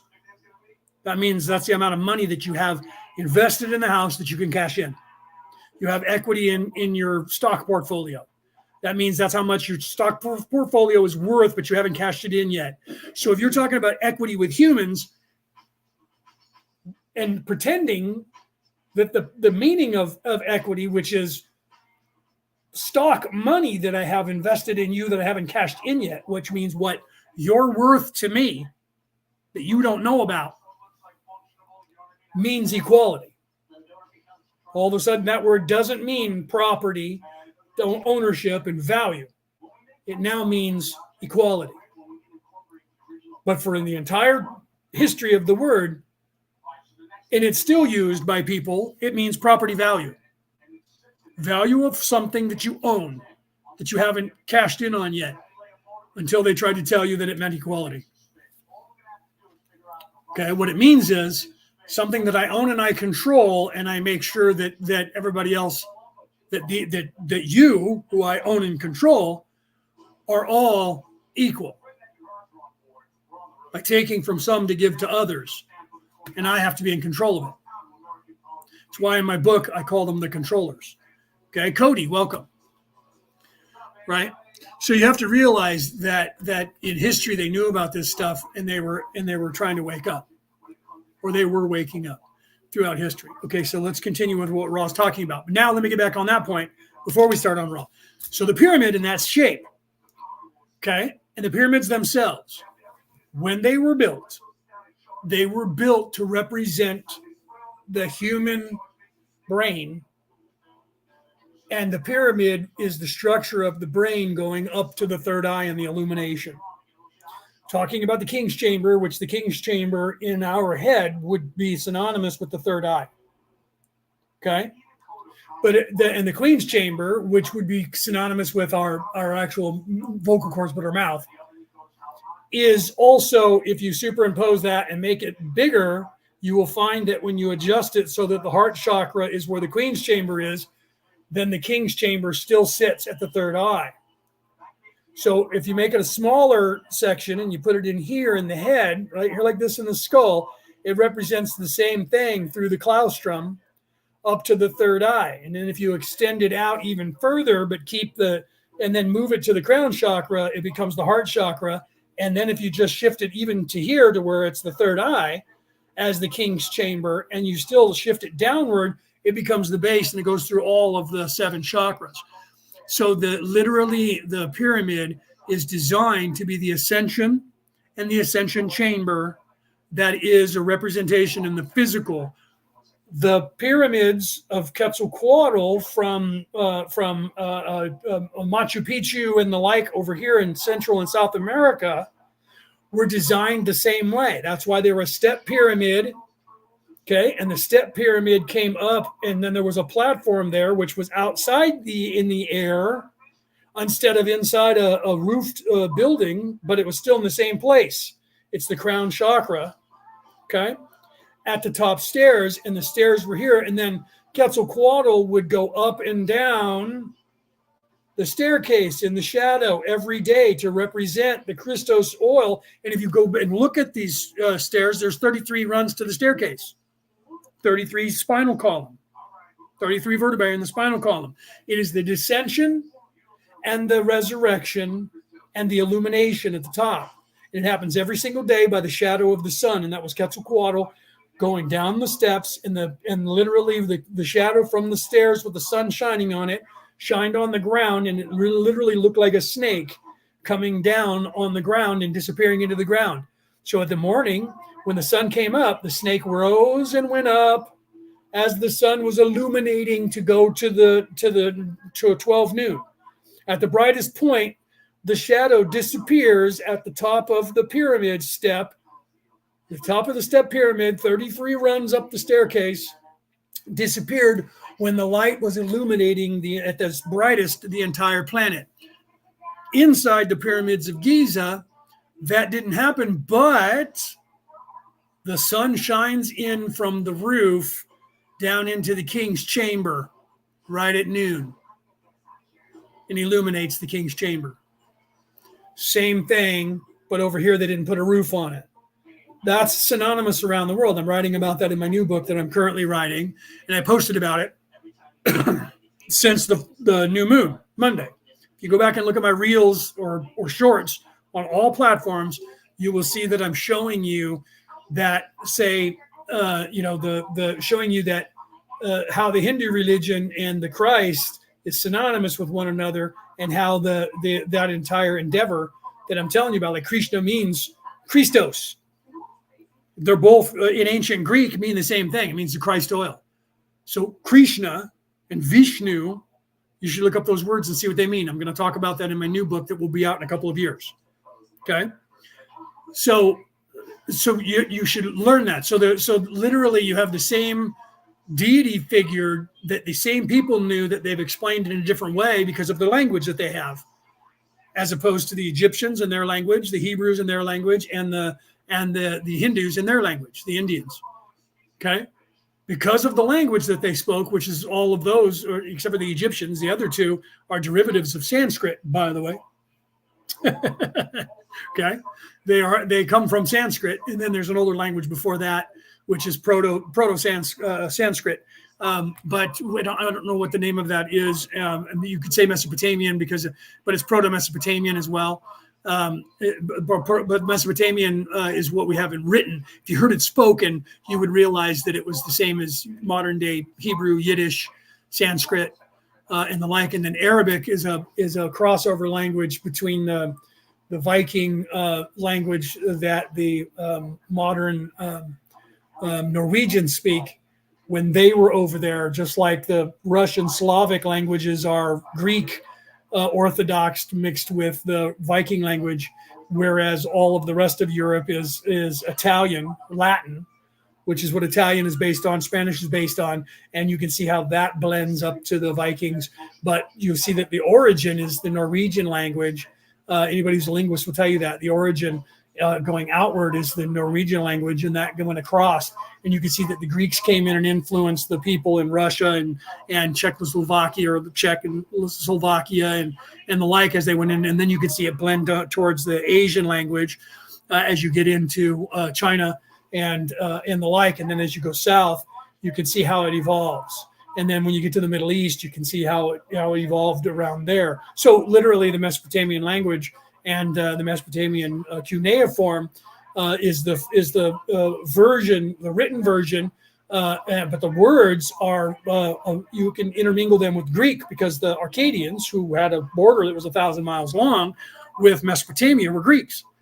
And you can see how they blended with one another, their ideology. That's why Zecharia Sitchin thought that the word Anunnaki had to do with the god Anu, because of a 1,000-mile border, and the word Anu was used by the Greeks as a god. So he assumed that that's what that meant. Celeste, welcome. Okay, so the pyramid, and then we'll get back to Ra talking about it. The pyramid is transposed over your head, and it's literally the ascension. And the chambers are moving in the same state that you would with the pineal gland, and going up through the claustrum to illuminate. And the king's chamber is your third eye and your third eye chakra. And that's what Ra's talking about here. But he can't, in 1981, can't get on to telling that to Dawn as much as he wanted to clarify, because Dawn would not have accepted. He was out on hard time just accepting the idea of aliens back then. Right. So I'm here. That's why I'm translating the law of one, because I'm giving you 40 years, hence possibility for me to give you more information, exponentially more information than Ra could give you 40 years ago. Let's continue. Is just the common naming of the two chambers of the Great Pyramid. I don't know whether this line of questioning is going to take me to a better understanding of the energies, but until I have explored these concepts, there is nothing much that I can do but ask a few questions. There is a chamber below the bottom level of the pyramid, down below ground, That appears to be roughly in line with the king's chamber. What is that chamber? Ra. I am Ra. We may say that there is information to be gained from this line of querying. The chamber you request to be informed about is a resonating chamber. The bottom of such a structure, in order to cause the appropriate distortions for healing catalyst, shall be open. 55.14 Questioner, the book, Life Force in the Great Pyramid, they have related the Ankh shape with the resonance in the pyramid. Is this a correct analysis? Yes, Rick. Then Rick says, then following 12, 15, 18 is 3, 6, 9. Yes. Because it's 12 is 9, plus 3 is 12, plus 3 is 15, plus 3 is 18. So the next octave in the fourth dimension is 12, 15, 18. Here in the third dimension, we stop at 9 because that is the physical realm. So as you expand your consciousness, Rick, it's perfect that you realize that and know that. As you expand your consciousness into the fourth dimension or fourth density, more importantly, you start to get into the non-physical out of the lower three chakras. 3, 6, and 9 are the lower three chakras, but it also encompasses, that's why we're getting to 12 now, because that encompasses the upper three chakras as well. Because look, if you go back to the furthest point back that we have reference on the earth to the chakras, we're talking about the Emerald Tablets of Thoth, depends on how you say it. And I'm writing about that in my book now that I'm currently writing, not the one that just came out, but the one that I'm currently writing. And literally, when Thoth names the gods, the archetype gods that are in charge of the 7 chakras, he names them 3, 4, 5, 6, 7, 8, 9. And the way, in fact, the way Ross says it is 3, 4, 5, and 6, 7, 8, 9. The only time, and that's completely out of context, because when we go comma, comma, comma, comma, chameleon, we do word, comma, word, comma, word, comma, and on the last word, we go comma, and then say the last word. Yet, Thoth was trying to show us, Thoth was trying to show us the accentuation for the heart chakra. So the names of the chakras are not 1, 2, 3, 4, 5, 6, 7, the way everybody thinks. That's wrong. The names of the chakra are, in fact, or the numbers of the chakra are 3, 4, 5, 6, 7, 8, 9. 3, 4, 5, and 6, heart chakra. So 3, nature, root chakra. 6, heart chakra, Vesica Pisces, yin and yang, the center point, 0 point. 9, crown chakra. Okay, so in this place, in the octave of the third dimension, third density, 3, 6, 9. As you ascend to the spiritual place and start living in the upper three chakras and start ascending, that becomes, and this is where you start picking up 12, 15, 18. Okay, and then what do you have? 18, 19, 20, 21, 22, 23, 24, the enigma of 24. Okay, and then where is that? You're back to the heart chakra again. Do you see? But you're now in the fifth. You're now in the fifth density. But that's our perception from down here, but it's still the same. Okay, so the next octave would be above that, would be 21, 24, 27, which is weird, right? 24, 25, 26, 27. So it's not an even number. But then again, 9 is not an even number. But 27 is what? 3 times 9. First set, second set, third set. 3 times 9 is 27. So it's the next, this octave is third dimension, fourth dimension, fifth dimension. Okay. So a lot of people don't realize that, and they're just now starting to understand the enigma of 24 because they're at the heart chakra. So math, science is illuminated, awakened scientists are starting to go, what's this enigma of 24? It's insane. It's really freaking cool because it's the same as the infinity or the number 6. But the number 9 down here is the hex boson. The number 8, 9 plus 1 or 9 minus 1, 8 is infinity. The 9 is everything and nothing. It's the hex boson. I am the alpha and the omega, the beginning and the end, all and nothing. 9, because the next number for us is a 1, meaning one cycle, and a 0. So in the third dimension, 9 is the hex boson that makes closes the circuit here to the torus. That is the circle with the 0 point in the center, and the 0 point in the center is the heart chakra. As you move out of the physical into the spiritual and go into the fourth density, even in this third dimensional place, you get to 12. That's why people are starting to wake up to 3, 6, 9, 12. But 12 is the lower chakra, right? Is the 3 number again. And then it goes up from there, right? And then it goes back again. Everything is a cycle. So as you expand up, your Vesica Pisces jumps with you because you're in another octave. And this octave for the grandiose octave is 0 through 7, through the end of 7 into 8. And then above 8, 9, 10, 11, 12, 13 is the next giant octave, big round as opposed to little round that the Mayans and Incans knew about. Okay. So yeah, Paulie, yes, Fibonacci. Well, the Fibonacci sequence is the right angles, right? Is the sharp right angles that do the spiral. That's the Quetzalcoatl masculine energy. The feminine energy is phi, not pi, phi, which is 1.068. That's the arc on the outside of those points. It becomes the spiral. So it's not actually a Fibonacci. It has nothing to do with Fibonacci. Fibonacci recognize the right angles. So when people say the Fibonacci sequence or they say Fibonacci spiral, Fibonacci never knew that math. Fibonacci did not understand the actual spiral. Fibonacci only understood the right angles that go click, click, click, click, click, click, click, click, click, click, that go out like that. Fibonacci never knew that. It's a misnomer that people just associate with that arc on the outside equation. That's the feminine energy. So your masculine energy is the Kundalini energy that goes up your spine, and the other snake that goes up your spine is the Kunda buffer energy, and that's the feminine. So the feminine is the fractal that we see on the computers, which is all soft and spirals. Phi 1.618. Yeah, 1.618. And the Fibonacci sequence is 0, 1, 1, 2, right? 2, 5, 7, 9, right? Like that. So it's always 1 plus 1 is 2, 2 plus 1 is 3, 3 plus 2 is 5, 5 plus 3 is 8. That's Fibonacci, and that's this because it skips. And the other one is the fluid one, and that's the it's not called. They call it that.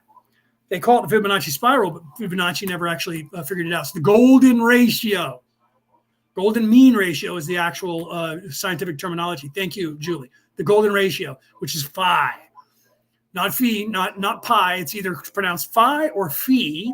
Phi, phi, fo, fum. Fee, fi, fo, fum. You should look up what that actually means. Not just I smell the blood of an Englishman. That entire Jack and the Beanstalk had to do with the ascension and overcoming evil. Even though evil seems to be a giant, but you have to climb up the beanstalk into the clouds, go up through the claustrum into your head and illuminate yourself and defeat the big giant evil who says fee, fi, fo, fum. I smell the blood of an Englishman, right? So it was written for children, but it was a fairy tale that was trying to talk about the illumination, just like Santa Claus is coming to town and he comes down through the chimney and leaves you gifts. And if you're bad, you get coal. That actually happens physically in your brain in real life. Okay, I talk about that in my current book that I just put out, and I talk about it more in the new book that I'm currently writing. Peter said the first scrolls ever found was what is that, the botany, I think he was saying Fibonacci, maybe botany scrolls 300 years before Christ. He's speaking to his phone. 300 years before Christ in the Far East in Syria, right? 1000 BC scrolls. And yeah, so and they knew about the Fibonacci sequence back then. I mean, the Fibonacci was alive back then. I wish I had the discipline to organize everything in my head into a book. You will, Celeste, when you wake up just a little bit more. You're pretty much one of the more awake people that I know. But there's still part of you, just like I had to get a control of me. You know that. You know a lot about my story. Even though I was unveiled, I still had to get some control over myself. I quit drinking, right, and doing that kind of stuff 2.5 years ago. Not saying that that's what your problem is, but you know that you still have some things to work on. You know that. Well, because you look at yourself in a very realistic sense. There's a part of you that you haven't unlocked yet. I was giving you the priestly thing, and now I'm actually doing the medium work, right? There's a part of you that you are waiting for. to unlock that part of you to organize that stuff in your own way from doing it. It's the fear that's in you that is why you're defiant, and you don't want to give in. And I know why you don't want to give in. It's not because you're afraid, but you are, just like me. I was afraid because I was afraid they were going to do to me that they've done to me in every lifetime, kill me. You don't want to have to die again and again and again because we've done it so many times. And you just know that when you put yourself out there, they're going to kill you because that's what they've done to you. I'm getting goosebumps telling you this. And you know this. And when I'm telling you this, I'm sure that it's resonating with you. Your fear, like mine was, is that they're going to kill me again because that's what they've done to us in every life we've been here to help. As soon as they see us, as soon as the dragon rears its ugly head, and when the dragon, this is what Merlin told Arthur, right? If the dragon sees you and you see the dragon in all of its luster, it will burn you to cinders and cast you into oblivion. That's because you get the dragon's attention, the beast's attention. We have done that in every life, and we're tired, and we don't want to go through it every fucking time. And that's where you are. I was the same place, and Peter Coyle, who is in this audience, had to work with me over the years that we've known each other in this lifetime. And he's been pushing me to write this book and to start the next phase of our journey. For like 8 years, he's been telling me, Leo, it's time to do this. It's time to put yourself out there. Why are you not putting yourself out there? You need to do these things. It's our time. And I kept saying, yeah, you're right, Peter. And I never did anything about it. And he kept pushing me. He kept working with me until I finally said, fuck it, I'm going to do it. And I wrote that book. And I didn't want to put in the information that I put in this book. I'm going to put it up on the screen again for those of you around the world that have the ability. For those of you with the ability for flash photography, those of you who are on the MP4, you can see this. I didn't want to talk. And what I said at the end of this book, the last 2 chapters, I'm saying now on my show, but I didn't want to put it in this book out for the entire world. And they kept telling me that it has to be in there. They wanted me to put it first. And I'm like, I'm going to lose 90% of the population if they read this book and it's in the beginning. So I waited till the end and I put it there. That way, anybody who makes it that far gets the cookies. They get the information. What you're going through is the same thing I went through, Celeste.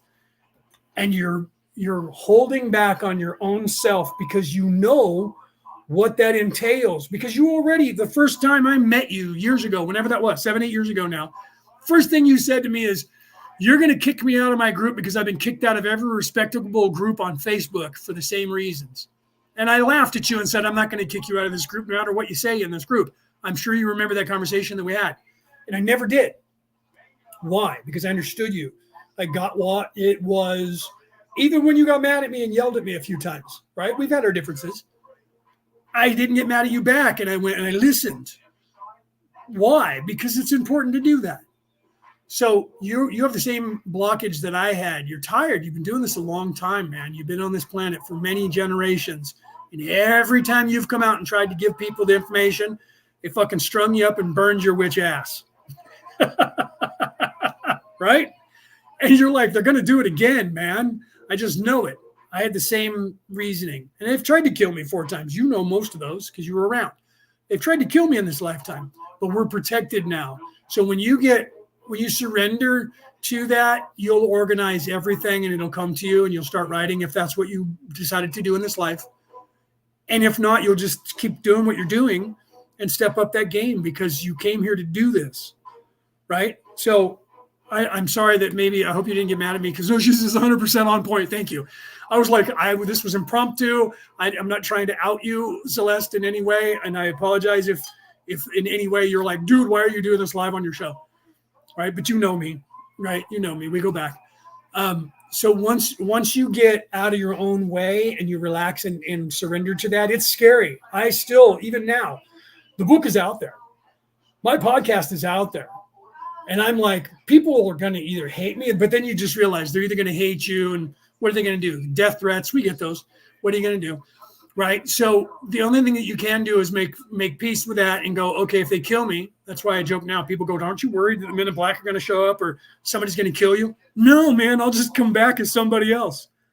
I'll be born again in some other body somewhere on the planet, either to this same family lineage that I'm born into now as a relative of mine, or I'll be born in China or India or Pakistan or Sweden or Norway or Germany or Australia. I'll be born somewhere and I'll do exactly what I'm doing now, and I'll just be doing it another 30 years from now. Okay. So I'm aware of that. And I know you are too, but you're like, I'm here and it hurts. And I remember it. Dying doesn't feel good if they do it bad to you because you feel it. And then it goes into your Akashic record. I get that. And every time we look there, it's scary. And you feel it all over again. And when we look at that, we can see how many times we've died that were unnatural, where they burned us, mutilated us, chop our heads off, and all the bad things they did to us. But that is an illusion. It doesn't really affect us, and we know that. So in this life, when you're ready, you're going to do what I did when I was ready. Even though I was literally awake, I was not ready to put my neck out on the line to get it chopped off. And Peter worked with me and was pushing me to do that. And Ray was pushing me to do that. And I just went ahead and did it. So you'll be fine when you're ready, right? Right? They didn't kill me, but they got close to destroying my life. In this life, you're talking about now, right? Are you talking about in this life? Yeah. I believe that, right? They did the same thing with me. They try to beat us down in any way they can, just like Carla's going through literally in this session. They try to kill us in any way they can, and if that doesn't work, then they try to distract us by life by ruining our lives so that we can't practice, because we have to worry about a house and food and a place to live and a job or whatever to survive on this place. So they make it difficult for you. That's what they do to rich people. If you're a rich person or a politician, they ruin you in every way they can to make your life so much hell, or they do like they're trying to do to Donald Trump or anybody else that they disagree with, to try to put you in jail. Look what they're doing to Tulsi Gabbard, who used to be one of them. Tulsi Gabbard here in the United States is a Democrat, and she was being weaned by the Democrats currently to be probably the first female president of the United States. She didn't agree with something that somebody said, and she said, I don't agree with that. And the people were starting to treat her bad, and she fought back, and they said, you don't fall in line, you will have no career as a politician in the Democratic Party for the rest of your life. And she was like, screw you. And so they literally went after her and called her a non-patriot and evil and all this. And she was currently, just the other day, put on the terrorist watch list by the federal government of the United States. Terrorist watch list by TSA and the federal government. Why? She hasn't done anything. But now they're looking, because what they did do to go after her didn't affect her, and it didn't bother her. So now they're up in the game. Do you see? And it doesn't matter who you follow, whether you're a Democrat or a Republican in the United States. That's all of those people are in the religion of evil anyways. Most of them are evil. So don't think again that I'm taking a side, because I don't want people to all of a sudden see that I'm their enemy. Because if you're a Republican, you're going to hate me and call me a Democrat. If you're a Democrat, you're going to hate me and call me a Republican. Because you're supposed to get triggered anytime somebody talks politics into automatically either agreeing with them 100%, but they got to tote the party line, or if they're not toting the party line, they are the enemy. Because that's the only way that game works. And that's the only way that they can keep control of the earth, is that they have to have you at odds, even with the people, because truly the Conservative Party and the Progressive Party are being paid by the exact same people. They are the same people. Okay? And as soon as the cameras are turned off, they're marrying each other's kids and going and have pizza together. Okay? But when the cameras are on, they're hating on each other. And you think that they hate each other and that they're at war with each other. As soon as the cameras go off, they go, ho, that was a good show. There is no difference behind the scenes after the cameras get turned off from politics and around the world than there is from the WWE Wrestling Federation when they turn the cameras off. And I personally grew up with some of the wrestlers, and my uncle knew, like Hulk Hogan, okay? Friends with him, okay? And I'm telling you that is entertainment. That's why it's called World Wrestling Entertainment. They don't hate each other in real life. They're friends. Some of them are married to each other, okay? They're friends, and they love each other. And the cameras get turned on, and they beat the hell out of each other. Politics is identical to that. You need to realize that. Okay? Not you, Celeste, but people. So you're going to be all right, Celeste, when you decide to be, because you are who you are. You're one of the strongest women I've ever known in this lifetime. So you're going to be okay when you decide to be okay. But like me, I was my worst enemy, and I was keeping myself from putting myself out there. I knew I was doing it, and luckily I had Peter Coyle to help me through that. So if you need somebody to yell at and scream at, I'm here. Even if you just need to yell and scream. Otherwise, if I can assist you in any way, I will. Right. But when you're ready, you'll be ready, and you'll organize your thoughts once you want to, and then you'll put them down. And if you want to write a book, you will. And if you have something else you want to do with that knowledge, you'll do it. You just have to figure that out. It's part of what I was talking about earlier with everybody, that once we figure that stuff out. Ghost Hunter, I didn't say hi. I saw you there.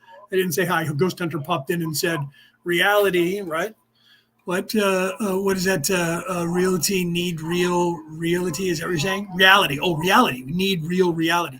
That's why my book, let me put it back up on the screen, the reality about reality, returning to the old ways, is about that. It's literally telling you this is the reality about reality, and we need to return to the old ways. So once you start in your own mind's eye, start returning to the old ways of ascension, which every religion is based on, the message coming from someone who was awake, who was trying to teach you how to ascend, to reach up that hand, like on the Sistine Chapel up on the roof. God's hand's coming down, whatever you call that God, his hand is coming down, reaching for you, but it's only going to go halfway. You have to reach up 1% past 50%, because 50% is going to put you right there. And you have to reach up that other part, because God's reaching down for you. You just have to reach up. So the message they were trying to teach us all is how to reach up that 51% to then be able to ascend. And until you get away from the flesh, till you stop living in the lower three chakras, move into your heart chakra and start living in the upper three chakras, which is the spiritual. Once you move into the encompassing your entire body as a whole, as a totality, okay, the mind, body, spirit, totality complex as a whole, and start living in that place, that's you moving into the fourth and fifth density of this third dimension. That is going to be pulling you up into the higher densities, moving away from the physical, because you're in service to others, not in service to self. If you are in service to self, you can never achieve it. You will always only be living in this physical place. And you'll want money, power, fame, likes, clicks, glory, and that's all that you'll ever. You're looking for the land of milk and honey in a physical country somewhere, and looking for the fountain of youth. I know there's somewhere where water is running. When I drink it, I'll become immortal, because that's what you can only believe, and none of that's true. You will never find immortality on this earth, ever. The only way you can have immortality on this earth is to leave something behind, so that everybody in time immemorial will be able to have access to something that you left behind. But to do that, you have to be in service to others. Because if you're in service to self, you don't give a crap about that. And so you'll never be immortal. That's why rich people try to get things named after them. But they don't realize that a generation later, no one even knows who the hell that person is. It's just a name. Right? There's a freeway in the San Francisco Bay Area called the Nimitz Freeway. Most people drive on that freeway, have no idea who Nimitz was. Nimitz was a general in the American military. Aircraft carrier named after Nimitz. Okay? People don't know who that person is. You don't know that person from Joe walking down the street. You have no idea, right? And then you have the progressives that try to get rid of that stuff. Lincoln Memorial, Washington, from George Washington. People know that because it's still taught to them. It's the only reason that they know those names if you're in the United States. But if you leave your name on a building like Trump right now is alive. 50 years from now, no one's going to know who Trump is unless his kids are still around or his grandkids are still around owning things. If they become obscure or get out of the limelight, and Donald J. Trump dies, people are going to go to the Trump Motel like they do now when they go to the Hilton. Most people don't know that there's a family named Hilton that hotels are built after. Right? Except for Paris Hilton. If you know Paris Hilton, you might know that that's her family name, that her father built those fucking hotels, and her grandfather. If not, as soon as they disappear out of limelight in a generation, no one's even going to know that that's who they were. But they, while they're alive, believe that they'll be immortalized, because someone will know that. It's like the Hollywood Walk of Shame. If you go there, you get a star there. Go there now, and you'll find that all these people have these stars. You're going to, who is that? Who is that? Who is that? Oh, that one died 100 years ago. No wonder no one knows who that person is. At the time, that person was one of the most popular people on the face of the earth. 100 years later, you got to go, well, they must have did something or they wouldn't have had a star. That's all you know, because they're still currently stars. They stopped putting those stars on the Hollywood Walk of Shame, and you come back in 100 years, if it's still there, no one's going to even know. They're going to put a plaque up that tells you why those stars are there. 90% of the people are going to look at that plaque and go, whatever, let's go get some Chinese food in the Kabuki Theater if it's still there. Do you see? So in the physical, fame, fortune is fleeting. And only way people remember you is if you do something hideous or something that is in service to others on this earth in a physical way to be left behind. Do you see? Let me go back to the chat because I'm sure you guys are talking about other things now. And I haven't moved on. Peter's talking. Are you talking about? Let's see what Peter's talking about because he'll start talking about prophecy. I think he is, right? 2024 is a new beginning. Yeah, I was talking about that earlier, Pete. I don't know if you were here then. 2 plus 0 plus 2 plus 4, right, is 8. It's infinity. This is a feminine year it's the Kunda buffer energy on the spectrum. It's the feminine energy this year all the way until the end of the year.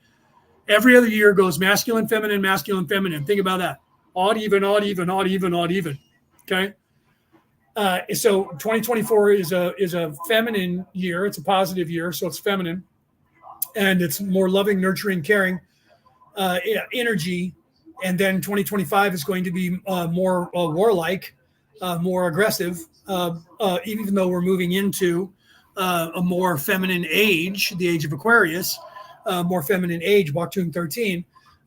So overall, even though the energy is going to be a masculine energy, there has to be that balance of the Kundalini masculine, Kunda buffer feminine energy as the Kundalini. What everybody is synonymous with that one word, but it's the two. That's the Celtic knotwork, by the way, and the Viking knotwork is the same two energies, the yin and the yang, the Vesica Pisces. Let me see if I can get that so you can see the Vesica Pisces, the yin and the yang. It's the same symbol, getting back to me talking about that, and the triangle with everything in the circle, the pentacle, not pentagram, pentacle, 5-pointed star in the circle, the pyramid in the circle, the Star of David in the circle, the yin and the yang in the circle. All of those represent the same mathematical equation of the duality of the masculine and feminine energies, the Kundalini energies, and the Celtic knotwork, the Viking knotwork, the Kundalini knotwork. All of that is the same tree of life. It's the same spinal column energy going up and down your chakras in your system. The Santa Claus going through the claustrum, which is the part in your brain, which is the grommet hole that goes through the roof, which is the kringle in the Norwegian language. Kringle means the grommet hole that the rope goes through on a sail. That's the claustrum is the grommet hole. So the kringle is Christos, the kringle. Christos, the oil that goes through the chimney, and the chimney is the claustrum. That's where you get the Santa Claustrum. Claus. Santa doesn't mean saint. It's just a synonymous with the word Santa, like Santa Maria. San Francisco comes from the Latin, but the actual word Santa is a Viking word. If you see the television show of Santa Claus is Coming to Town, he was born Chris Kringle, and he was picked up by the Clauses and was taken by the wise patron woman Claus, and her name was Tanta. That word Tanta is the Viking ancient Norwegian word for grandma, wise one. Feminine version of the word Santa, which means grandpa or wise one, wise illuminated one. So Christos, the kringle, he who is the Christ oil that goes through the hole in the ceiling, the chimney. And what is the chimney? He then becomes venerated as the wise claustrum, illuminated wise one, when he goes up the chimney and leaves you the gift. Unless you've been bad and eating of the tree of life, drinking and being a bad person in service to self, and then he leaves you cold. That is actually something that physically takes place in your brain chemistry once a month, every single month. Okay. So literally, people don't realize that. So the story of Santa Claus and Santa Claus is coming to town is the story of the ascension that's told to children. And it's the same story as the English version of that same story, which is Jack and the Beanstalk and Feet by Fo Fum, and what that means. And climbing up the beanstalk by using magic beans that grow, and you go up into the clouds to the third eye chakra to illuminate. And if you illuminate while you're there, then he becomes the hero character and he defeats the evil. Go back to Thoth the Atlantean, talking about going to the place in that illumination and dealing with the darkness and illuminating the darkness from with the light. And the god of the darkness then allows you to not die and does not kill you. And then you can come back to the mortal plane, which is also synonymous with going on the boat and paying the boatman in the English or the Egyptian Book of the Dead, and paying all the tolls and knowing the secrets to each god along the way to open the gates, the 12 tribes of Israel, the 12 gates, to then ascend to the 12th chakra, 3, 6, 9, 12 chakra, to then illuminate and become illuminated and go into heaven. It's all the same story. That is what I'm hinting about and writing about in this book that I just published in June, which is the reality about reality, returning to the old ways. The next book that I'm writing is explaining all of this that I'm explaining to you now. It's the same ascension. That's what Peter's talking about there, and he's showing you the numbers on the screen. I'm going to put that up, but if I talk too much about that, we'll get taken off the air because people don't want you to know about that. So those of you who have the visuals, you can see and do the math, because now he's talking about energy, frequency, and a vibration, talking about degrees while he's doing that. So I'll take that down. Okay, so God's hand is a metaphor reaching into the world. This is what Peter said right after that, and then we'll get back here, right? Good evening, Deborah Anderson. Good evening. She said, good evening, all. So Peter says, God's hand is a metaphor reaching out to the world to understand the metaphor of your mind, and the hand reaching out of God is to cleanse your mind and to awaken through the world. Namaste. He said, namaste, mister. First word, peace is the second, and oh, God is within you. It's all metaphor. Agreed. He's 100% right. So even that to the Christians and the Hebrews, right, is what is that same ascension. So to get back on point with Ra is talking about the pyramid, and specifically the illumination in the king's chamber, which is the illumination of the third eye. So the representation of the pyramid of Giza, with the rooms that we know on the interior that are there, with the queen's chamber and the king's chamber being above, slightly off from each other, is where your heart, when it's not in the center. So if you're one of those people that only remembers the heart in the center of your body, right here in the very center, then you're from the timeline that we shifted from to come here to fix that. But if you still remember your heart being slightly over, that you put your hand over your heart and it's over here, not here in the center, you have that memory that they call a Mandela effect. Your heart is over here. If you look at the Queen's chamber in relation to the King's chamber, it's over here. And the King's chamber is in the center, which is your third eye, which is the illumination of your third eye. Sorry, I just looked up and saw that there is a big nasty looking spider on the wall next to me, and I'm not sure if I think it's a wolf spider, so I probably shouldn't kill it, but I'm going to have to because it's a big nasty looking spider. Sorry, so I had to murder that spider because it was big and ugly looking. I don't know if you guys saw me jump, right? Arachnophobia. I saw that spider and went, I think that's a wolf spider, in which case I shouldn't kill it, but it was a big spider and I don't need to bite me. Okay. Yeah, always hand over the heart, right? So the pyramid itself, Giza, right? A lot of people say it was a pump. A lot of people say it was a machine that was a fuel machine. It was actually designed to help with ascension. And the chambers are the Queen's chamber is the healing ascension chamber. You can heal in the King's chamber as well, But even Robert Schoch and everybody since then have realized that there are healing qualities in a resonance, a sound resonance, frequencies that do different things inside the pyramid. And Ra is literally telling you, and this is back in 1981, Ra is literally telling us that right here, in this session about the pyramid and the King's Chamber, that's what he's talking about right now. So let me continue with that and the illumination of the King's Chamber. Ra, I am Ra. We have scanned your mind and find the phrase, working with crayons. This would be applicable. There is only one significance to these shapes, such as the crux and zeta, that is the placing in coded form of mathematical relationships.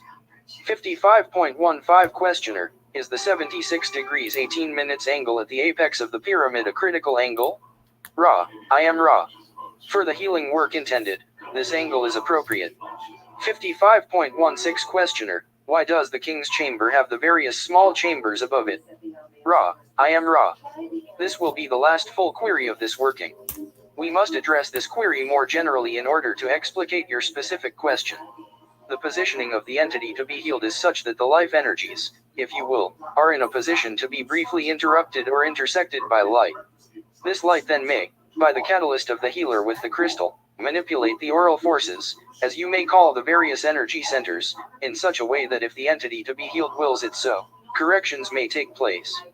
Then the entity is reprotected by its own, now less distorted, energy field and is able to go its way. The process by which this is done involves bringing the entity to be healed to an equilibrium. This involves temperature, barometric pressure, and the electrical charged atmosphere. The first two requirements are controlled by the system of chimneys. 55.17 Questioner, does this healing work by affecting the energy centers in such a way that they are unblocked so as to perfect the 7 bodies that they generate and, therefore, bring the entity being healed into proper balance? Okay, so chimneys, the key word there, right? So literally, Ra could not state what I just stated and explain about the ascension and make that correlation to the Santa Claus story and the Jack and the Beanstalk story and the Christos, the Christ oil story, and what the true story of Christ means and why Christ was a physical being and why that happened 12 times and they were and had different names for this person throughout all of time. They came here in different facets, different places of the world under a different name, and the last of which was the 12th incarnation of the same person that came was called Jesus the Christ. Even though people want to say that the Christ was invented by the Romans to control the Hebrews, whoever did that, if somebody, let's just say that Pilate, or not Pilate, but I can't think of his name right this second. When he did the councils of Nicaea, and I can't think of his name right this second. I don't know why I'm drawing a blank. Constantine helped invent Jesus, like they say that Jesus never existed. The Hebrews are the ones that are mostly saying this. Okay, so let's say that was a creation to control people.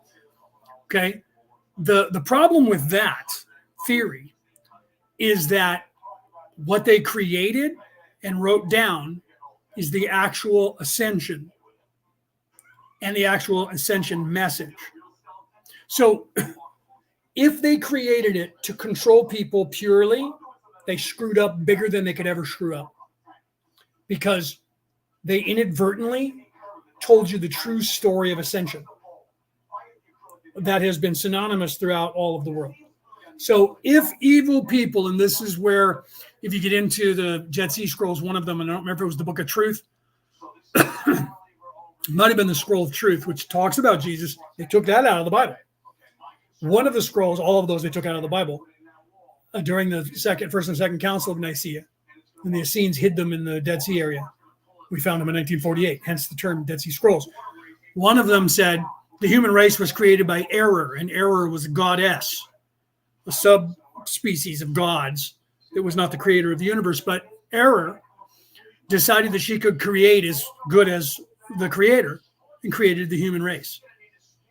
So then the writer of that message, of that scroll, is telling you that because Error was created by the creator, and created to be what she was, that even if she thought that what she was doing was her own will in creating an imperfect thing, because she's imperfect, because she's not the perfect being that is the creator, who created even her, that even if she was doing it for her own purpose to prove that she could create as well as the creator, in creating a foul being that is the human race,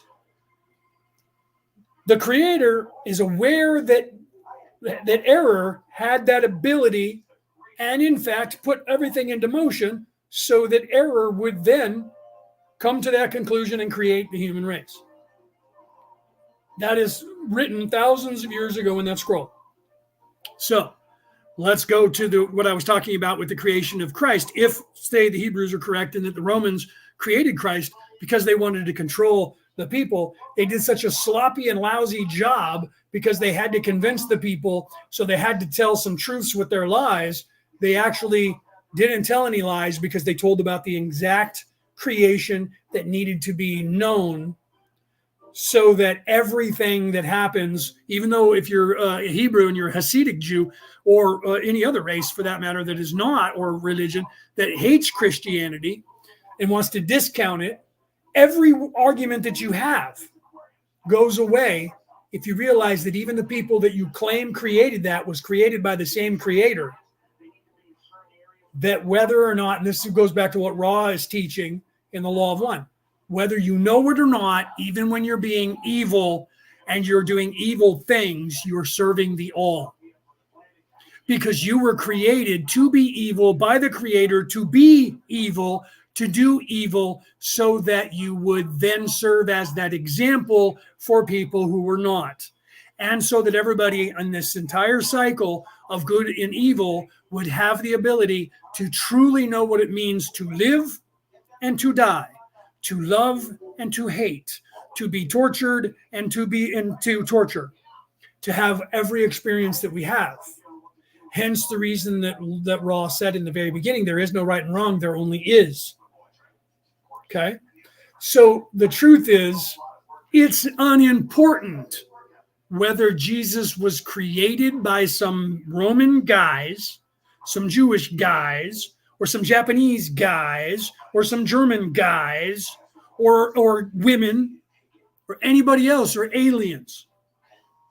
The message is still on point, and the actual life of Jesus is still the descension into hell and the resurrection, the descension into physical form and the resurrection, and the example. So when Jesus says the way to heaven is through me, it's synonymous with his life, what he does, what his message was, and none of it matters to where it was invented, when it was invented, and how it was invented in any way, shape, or form. Because the truth is that just like Muhammad, just like Moses before him, just like David, just like Elijah, just like all of these people, Jude, Mary, everyone in nature, in every religion, the Buddha, Lao Tzu, everyone, Thor, Odin, Freya, all of them, Loki, they're all representations of the ascension.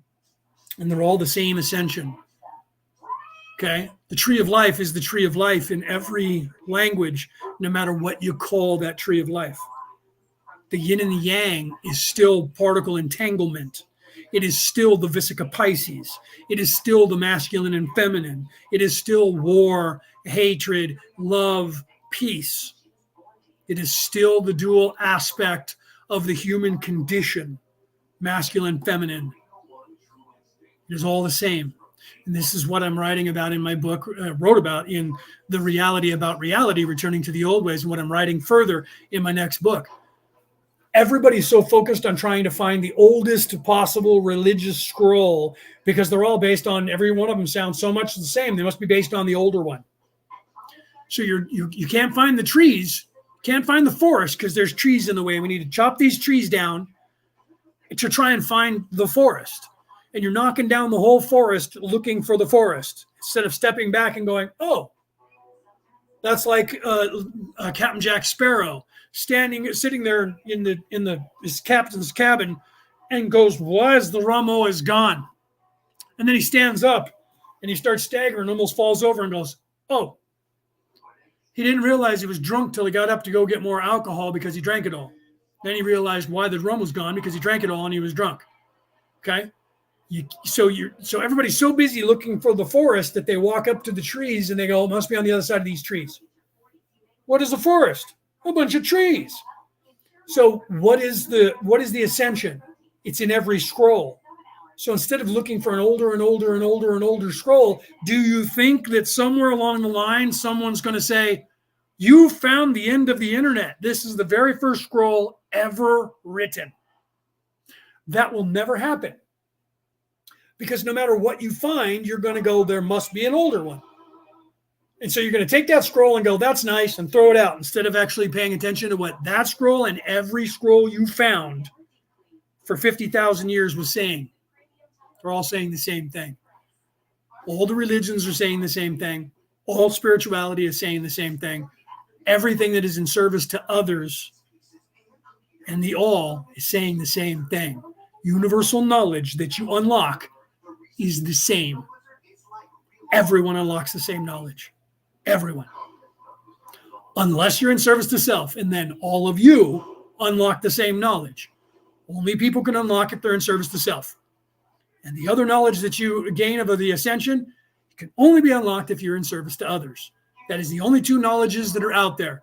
And the one that you unlock from being in service to self only will get you halfway through the sixth density, the sixth dimension, and then it stops, whether you like it or not.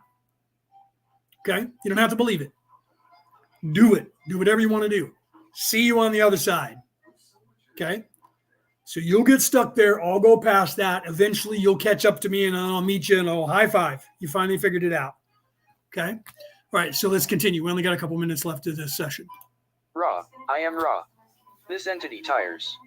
We must answer in brief and state simply that the distorted configuration of the energy centers is intended to be temporarily interrupted. And Rick said, "Don't kill spiders." He said, I pick them up and take them outside. That spider was huge and nasty looking. There was no way I was going to try and get that into a cup or a glass. Take it outside. People do that all the time, and they just come back inside, right? So I find one of those in here every few months, and it's huge. That thing was like this big. It was like literally, maybe a little bit smaller. It was like literally that big. That's like an inch and a half. That was a big spider. It was ugly looking. I'm pretty sure it was a wolf spider, which means it probably didn't want to eat me. But I wouldn't want to get bit by that spider. It was big, right? So yeah, that's a big spider. I've killed about every 3 months. One of those shows up somewhere in this house, and I kill it. It's not a black widow, but whenever I look them up, I mean, any kind of arachnid, they're like, "Be careful, they could hurt you." You know what I mean? So yeah, I would not have picked that spider up at all, right? Right, flies I can't stand either, Rick. And mosquitoes, yeah, I don't like those either because they bite you and they leave a mark in the ditches. I don't like that. So flies bug me, right? Whenever I get a mosquito hawk in the house, I keep them in here and let them go until I think they're going to starve to death because there's nothing to eat, and I let them out. But I keep them in the house for a day or two and then let them go. Eat everything that's in here, keep them out, and then I let them go. Wolf spiders are the ones that you want to keep because those ones attack and kill. They hunt black widows and other poisonous spiders and eat them, but they're scary. They get big and they're scary looking, right? So, and I'm not sure if they're a wolf spider or not because the only ones I've ever seen that I know is a wolf spider and identified were a lot smaller. That one was huge, and there was another one that was that big. But you know what? If it was, then it got fat, it got big, eating. It didn't have a butt, so I know that it wasn't a poisonous one, but it still was a big spider, and I'm probably sure it was a friend of mine, and I just smashed it against the wall, and it's dead now. But just in case, I'm not getting bit by it. They almost look like a mini tarantula, and I know that was probably what it was, but they're not cool looking. Anyway, let's continue. So the energy that we're talking about now, the illumination, let's continue this. The opportunity is then presented to the one to be healed to grasp the baton, to take the balanced route and to walk thence with the distortions towards disease of mind, body, and spirit greatly lessened. The catalytic effect of the charged atmosphere and the crystal directed by the healer must be taken into consideration as integral portions of this process, for the bringing back of the entity to a configuration of conscious awareness would not be accomplished after the reorganization possibilities are offered without the healer's presence and directed will. Are there any brief queries before we leave this instrument? 55.18 Questioner. Only, is there anything we can do to make the instrument more comfortable or improve the contact? Ra. I am Ra. All is well. You are conscientious. I now leave this working. I am Ra. I leave you, my friends, in the love and in the light of the one infinite Creator. Go forth, then, rejoicing in the power and in the peace of the one infinite Creator. Adonai. Yeah, that's the one that you call the huntsman is what we call a wolf spider here in America. And yeah, they're our friends, right? Rick said we have the huntsman. We have the huntsman, a form of tarantula that everybody's afraid of. Is that the small one? I think that's the one we call a wolf spider over here. It looks like a tarantula, but it's like, about the size of a American quarter. But if that's what you're talking about, unless it's the other one that's bigger, even that the one that we have over here that we call tarantulas, I think it's the same. It's bigger, but it's not actually a tarantula. But yeah, you have the wolf spiders too. Yeah, there you go. So it is the other one that's bigger, huh? The one that looks like a tarantula, but it is bigger. Yeah. No, they're big. Yeah.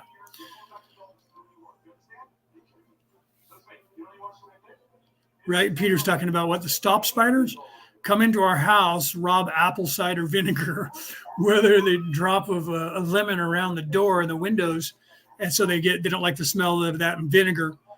Right. So they don't come in. That's actually good to know. Right. Peter's talking about that with the spiders that come in to drink the cider. That's funny. I'm not saying they don't. I'm sure that they do. They smell the apple, the citrus in the apple, and so that's sweet. And so they come to get that. And so when you make apple cider, it's very strong. So they come in to get that. But the vinegar, they don't like the vinegar. That's just like cockroaches don't like lavender and what's the other one? Licorice smell and lavender and something else. I don't remember what it is now. But it's a smell it's like licorice, like the candy that we have, one of those smells. And they don't like it. So if you put that down, you keep them out of your house. Okay. So in the pyramid, you're supposed to go in there and be illuminated and sit in those chambers to resonate in those chambers. But nowadays we don't need to do that anymore. So when Dawn asks Ra, should we build the pyramids again to turn the energy on? Ra says you don't need that anymore. Just like what the psychedelics that they were using throughout the world, the mushrooms in the north, the purple lotus in the east, and all of these different ayahuasca, psilocybin, DMT, all of that stuff that people were using. You can still use that stuff, THC, to illuminate. Why do you think they call it high? Because you're moving up in vibration. People can still use those to ascend or to have that good euphoric messaging and experience, but we don't need that anymore. So like that, the pyramids from thousands of years ago were designed in a time when the average vibration of the average people was a lot lower than it is now, because they were further away than we are from the light back then. So we have more chance to illuminate now, because we're more illuminated as a species on this earth than we were 5,000 years ago. Okay. Exponentially, the population is, 1981, we had 2.5 billion. 2024, we have almost 8 billion. Okay. So almost 9 billion. No, almost 8 billion. 7.9 billion. Almost 8 billion humans on the planet, as opposed to 2.5.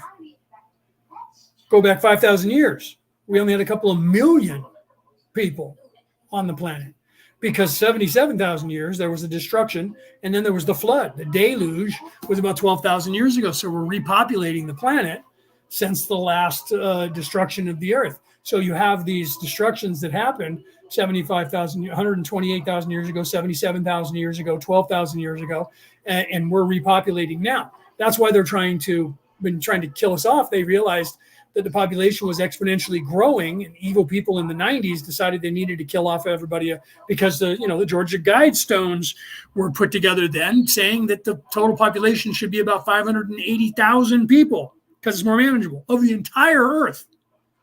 That's like double the population of the county I'm living in, Sacramento County. That's bigger than the population of LA Basin in California.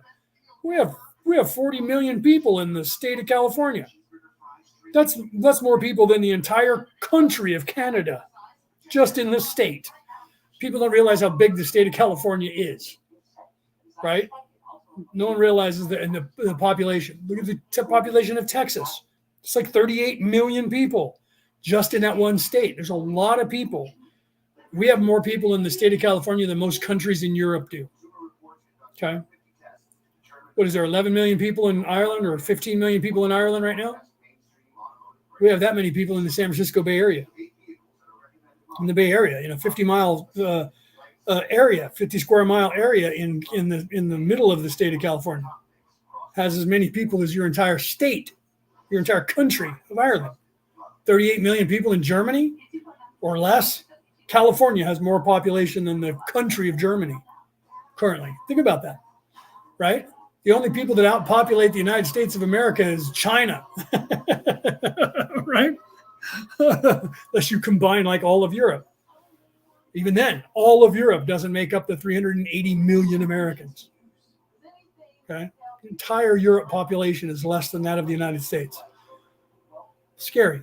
So the population of the earth is so much bigger than it was, and the evil people have been trying to kill us off. That's why we had the first and second World War. That was over nothing, because when you consider it, everyone's like, oh, it was over oil. Not really, because they already owned it. You need to realize that. You need to see that stuff. They already owned everything. They were lowering the population of the planet by having the slaves kill each other, right? But it was truly a civil war between cousins. It was a vying for control of the earth, for control of the planet. That's what it was. World War I was started because one cousin tried to assassinate the other cousin. And it was continued. It was the Habsburgs and the Hohenzollern's fighting against each other. Okay? Look it up. Look it up.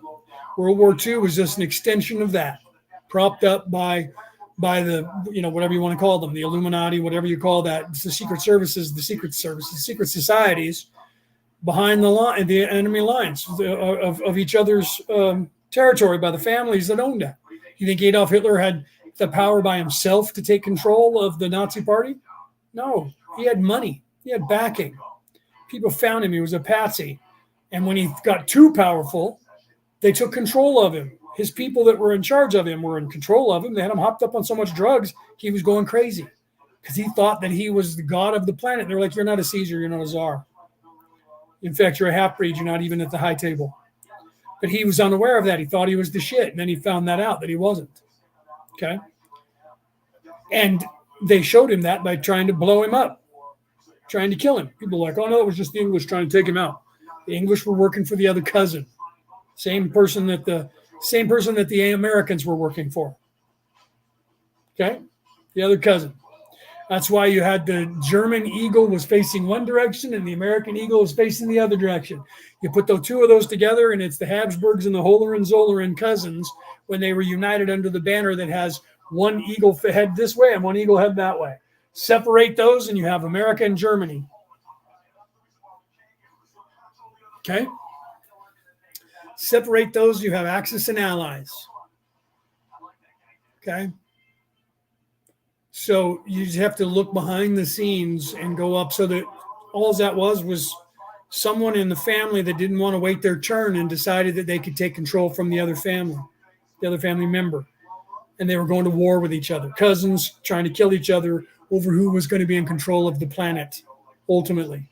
And then they made peace with each other. So now those families, some people say there's 13 great houses. I think there's only 7, but 13 is the kiddie table to the high table.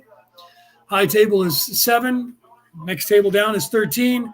Next table down from that is 38. And then you have the governmental systems of the world.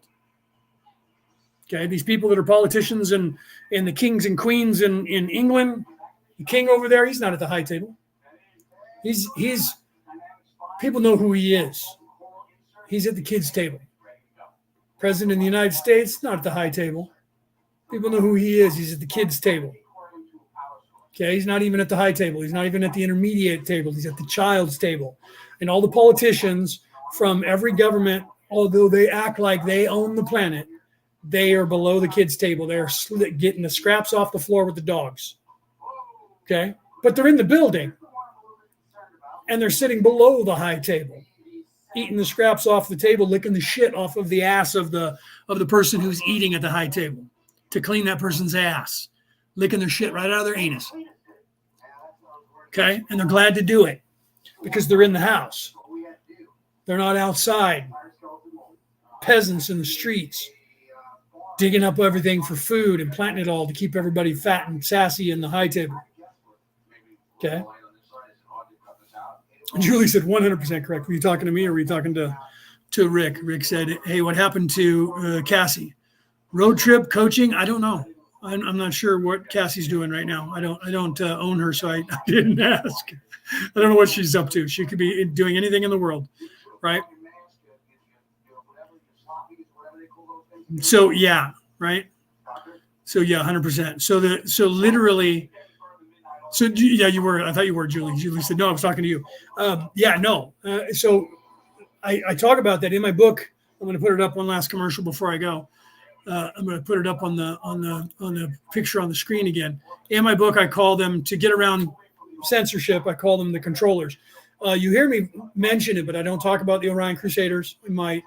I think I say the Illuminati once or twice, but for the most part, we agreed with the editors to call them the controllers to keep it a little bit less from them realizing what I'm saying, because otherwise the book could be banned already if I was saying too much truth.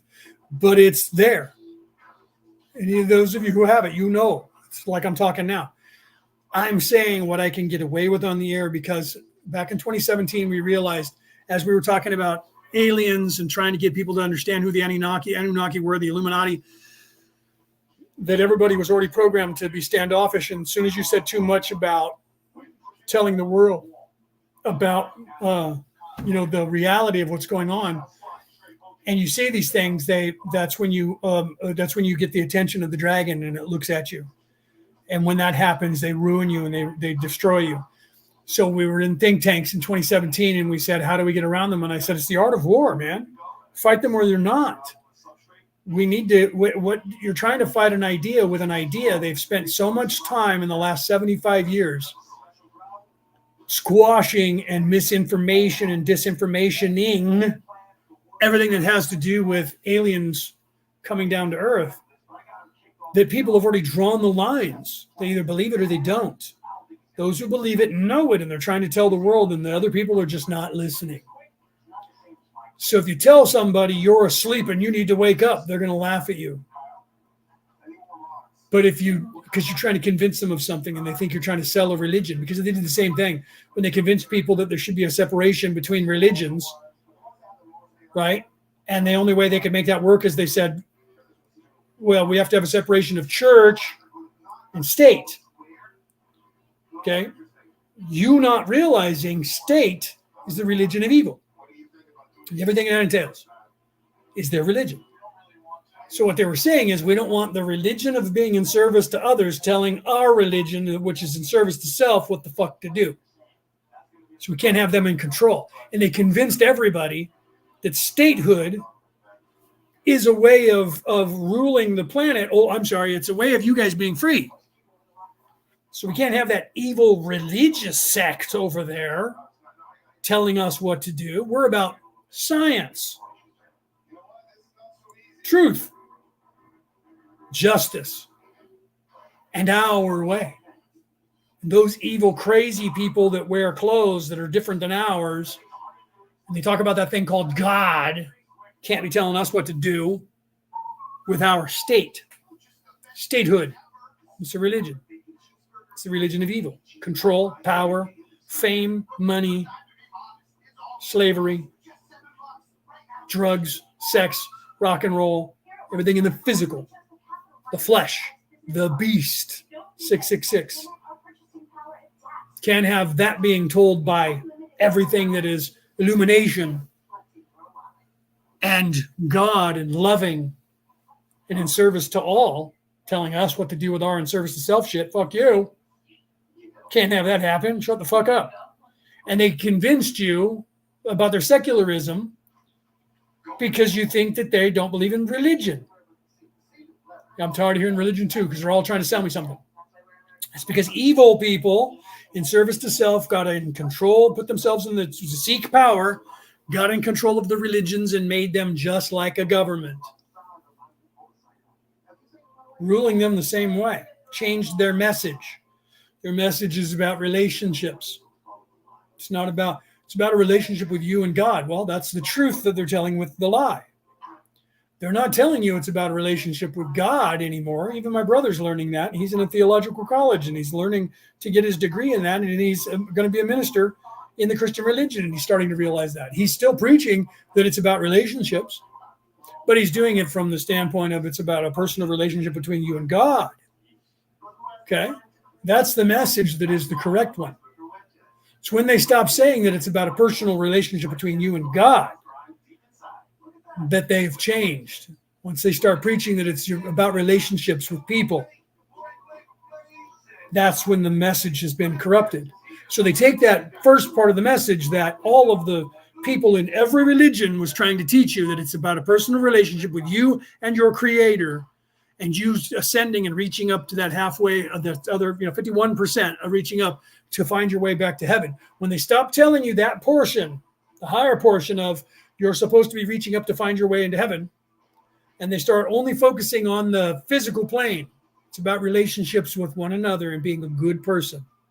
They're removing God from the equation because they're being controlled by the evil religion, which is state. And they're keeping everybody come to the church so that we can teach you how to be nice to each other. Because, and then they mention everything in the Bibles, whatever religion you're in, where that person who was the person who was teaching you ascension mentioned things in the physical. Turn the other cheek. If someone hits you, you show them the other cheek. It's all physical. It's not what that meant when Jesus said it. It's not what he was talking about. He's talking about don't do unto others. Do unto others as you would have them do unto you. Everyone takes that as the physical and says, do unto others before they do it unto you. Very physical. Earth plane, lower three chakras. Okay? That's about being illuminated enough not to do bad and evil to other people. So only do the evil to people that you would want other people to do to you. That's supposed to inspire you not to do evil at all. Because if you're doing the right thing, you're not going to do any evil to anyone because you wouldn't want them to do that to you. That's like if I said to you, floss only the teeth you want to keep. Okay? That's what you tell children about their teeth. Okay?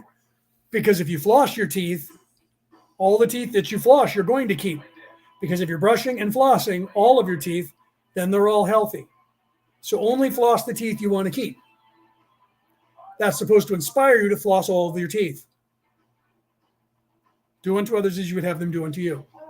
That's supposed to inspire you not to do anything bad to people, to floss all your teeth, to keep them all, to be kind to people. Okay? So turning the other cheek is the same thing. Instead of seeking revenge and doing back to somebody that they did to you, take that away from them and show them goodness and kindness. That just says get your ass kicked. No, it doesn't. It's not saying let you get your ass kicked. Because if somebody continues to hit you, I'll tell you that Jesus would not have just went, no, I'm just going to sit here and let them kill me. Well, that's a different story because Jesus was sent here to do that. So he did do that. But that's because he was Jesus, the Savior, and he was supposed to do that so that you would see the example. Okay? So Jesus probably would have because he did. But he was teaching people by that example so that you would avoid that situation. Hence, when he told people, if you are trying to preach to people and you go to a village and then no one there accepts you, don't stand there and try to force it. Wipe the dust off of your sandals and move to the next town. That's the same story. It's a parable on turn the other cheek. Do you see that? Okay. It's the same parable. Don't force it. Don't get into the fight with them and argue and try to convince them. If they don't believe you, move on. Let them believe what they want to because in their time they will come around. You do not have to be the catalyst for everyone to believe. So we teach that now. Okay? That's why I don't try to tell you anything. The only thing I try to do is I try that by my words, I hope that I inspire in you questions. Even if you're only questioning me, you're starting to question. Okay, do you see? So that's what that parable means. Okay? That's what those stories meant.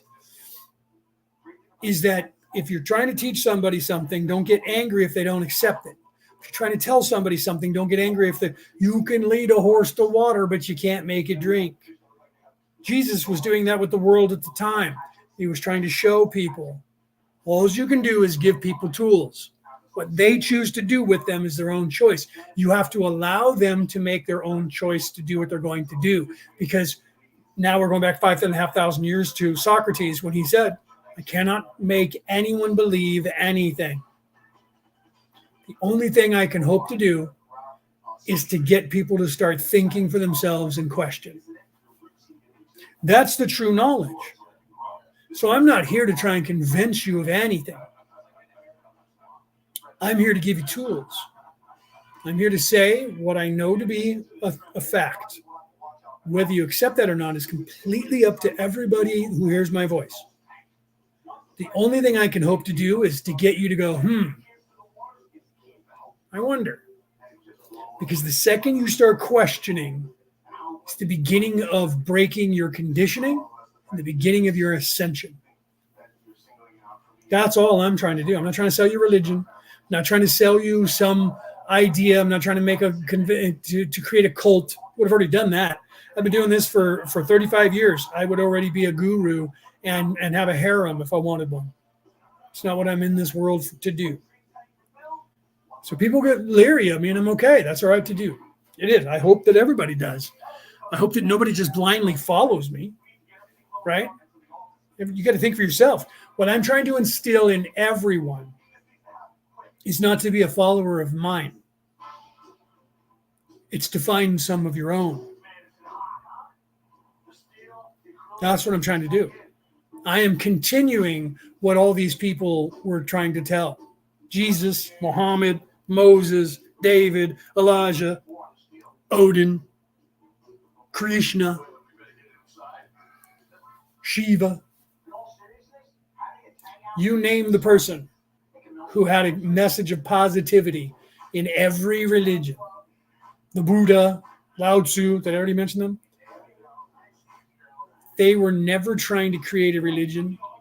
Religions were made long after they were dead from them, but they were never intended to be. They were intended as a way of life to ascend. Not because they invented it either, because they were the first to tell you that. It was knowledge they gained from the universe. So it wasn't something that they thought up. It wasn't their idea. The way they told that message to the world was their own, because they were individual personalities, just like I am. So the way I am telling it to people is my own, because it's me saying it. Not because I'm trying to write a book that I'm going to turn into a Bible. I'm trying to use modern day terms, modern day way of speaking from the North American continent as an American that resonates with as many people on the face of the earth that I could possibly resonate with, to say what you need to do is question everything and look things up and read them and learn as much as you can from everything that you can, because that is the only way to illumination. Is questioning, looking within yourself, questioning yourself, fixing yourself, admitting to yourself that you are not perfect and that you are flawed. And that's the beginning of your ascension. And that will happen whether you like it or not, naturally. One day you're going to crash to the bottom of your life and you're going to say, I'm either going to kill myself or I'm going to stand up and I'm going to move on. And one of those two things will happen. You will either commit suicide because you're not strong enough to continue in this place. Then you have to start all over and come right back down here and do it all over again. Or you're going to then go, well, I got nothing to lose because everywhere from here is up. And that's the beginning of your ascension. You don't have to hit rock bottom before you do it. You don't. But for some people who refuse to do it, you will hit rock bottom, because your higher self will wreck you on the rocks to get you to listen to yourself. Okay? So you can either start at any time in your life and just go, I don't want to crash on the rocks. Thank you. So what do I have to do? And so you can either take that advice if you're out there in the world, you're hearing me now, or you can say, that guy doesn't know what he's talking about. I'm going to keep living my life the way I'm living it. And eventually you're going to crash on the fucking rocks because you're going to be called there by the siren, and you're going to think that it's the most beautiful thing you ever saw, or the, mermaid, or whatever term you realize is a term that's going to get you to not listen to anything and go headlong off of a cliff. And you will. Your life you'll find yourself, and that was what Katy Perry's song I'm Wide Awake was about. It was her dissension. It was her crashing, and she's writing that story of, I found myself passed out drunk on the streets, and now I'm wide awake. Okay, so listen to that song. It's about the crashing of the soul, the dark night of the soul, and the awakening to this can't be all that there is to life, and it's only up from here. But you have to have that crash. Sometimes people have to have that crash to then be able to start their ascension. They have to descend into hell. Sound familiar? They have to be crucified and go to hell with all their sins intact, and become aware of that, and then leave with the illumination and illuminate themselves by climbing out of it and going through the claustrum and back into your third eye and illuminating yourself and your soul. So you either do it figuratively, spiritually, or physically, or all of the above, or you get lucky enough to come into a life where you didn't have to crash that hard, and you don't crash that hard, and you realize that's where you were on the path to. Your denial will have you crash until you stop, until you surrender to yourself and say, I'm not freaking perfect, and I'm not the end all to be all, and it's okay. It's okay to be imperfect, because nobody's perfect. The only person who's perfect is the creator of the universe. And there isn't anybody on this planet that's anywhere near that. So it's okay to be imperfect. We're all imperfect. We're a work in progress, and we will continue to be a work in progress until the nanosecond we return to source. And that can take about 1 trillion years from our perspective. Trillion with a T, from the perspective of this timeline that you're in currently. It's not that long. It's just from this perspective of where you are now. When you get outside of this place, you realize that this is a lot quicker. Happens a lot faster than that. It happens faster than you think. That's why it's synonymous here, where when you're a kid, you think it takes decades and decades and a lifetime to get to being an adult at 18 years of age. Then you turn 18 and you find yourself in your 50s a day later. Fuck just happened to me. Went to sleep one day and I was in my 20s. That's the story of what's his name that went to sleep and woke up 50 years later. What was the name of that character that did that? That's what that story is about. Okay. Is about going to sleep and waking up, because that's the fall and being down here and being veiled, and then the illumination of waking up. So you wake up and realize that all this time has passed, and you're stuck, and you're like, what happened? And nobody that I know is still around, because now you're awake.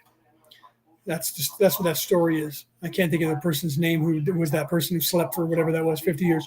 So when I get to a high level, I have a hard time accessing things from here. If I stay down here and talk about movies and cars, I can access all the information from down here.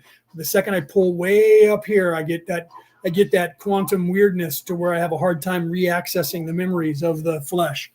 And I apologize when that happens. Sometimes they come to me, and then other times I have to pull back down. I want to say Rasputin, but Rasputin was the guy in Russia. Right?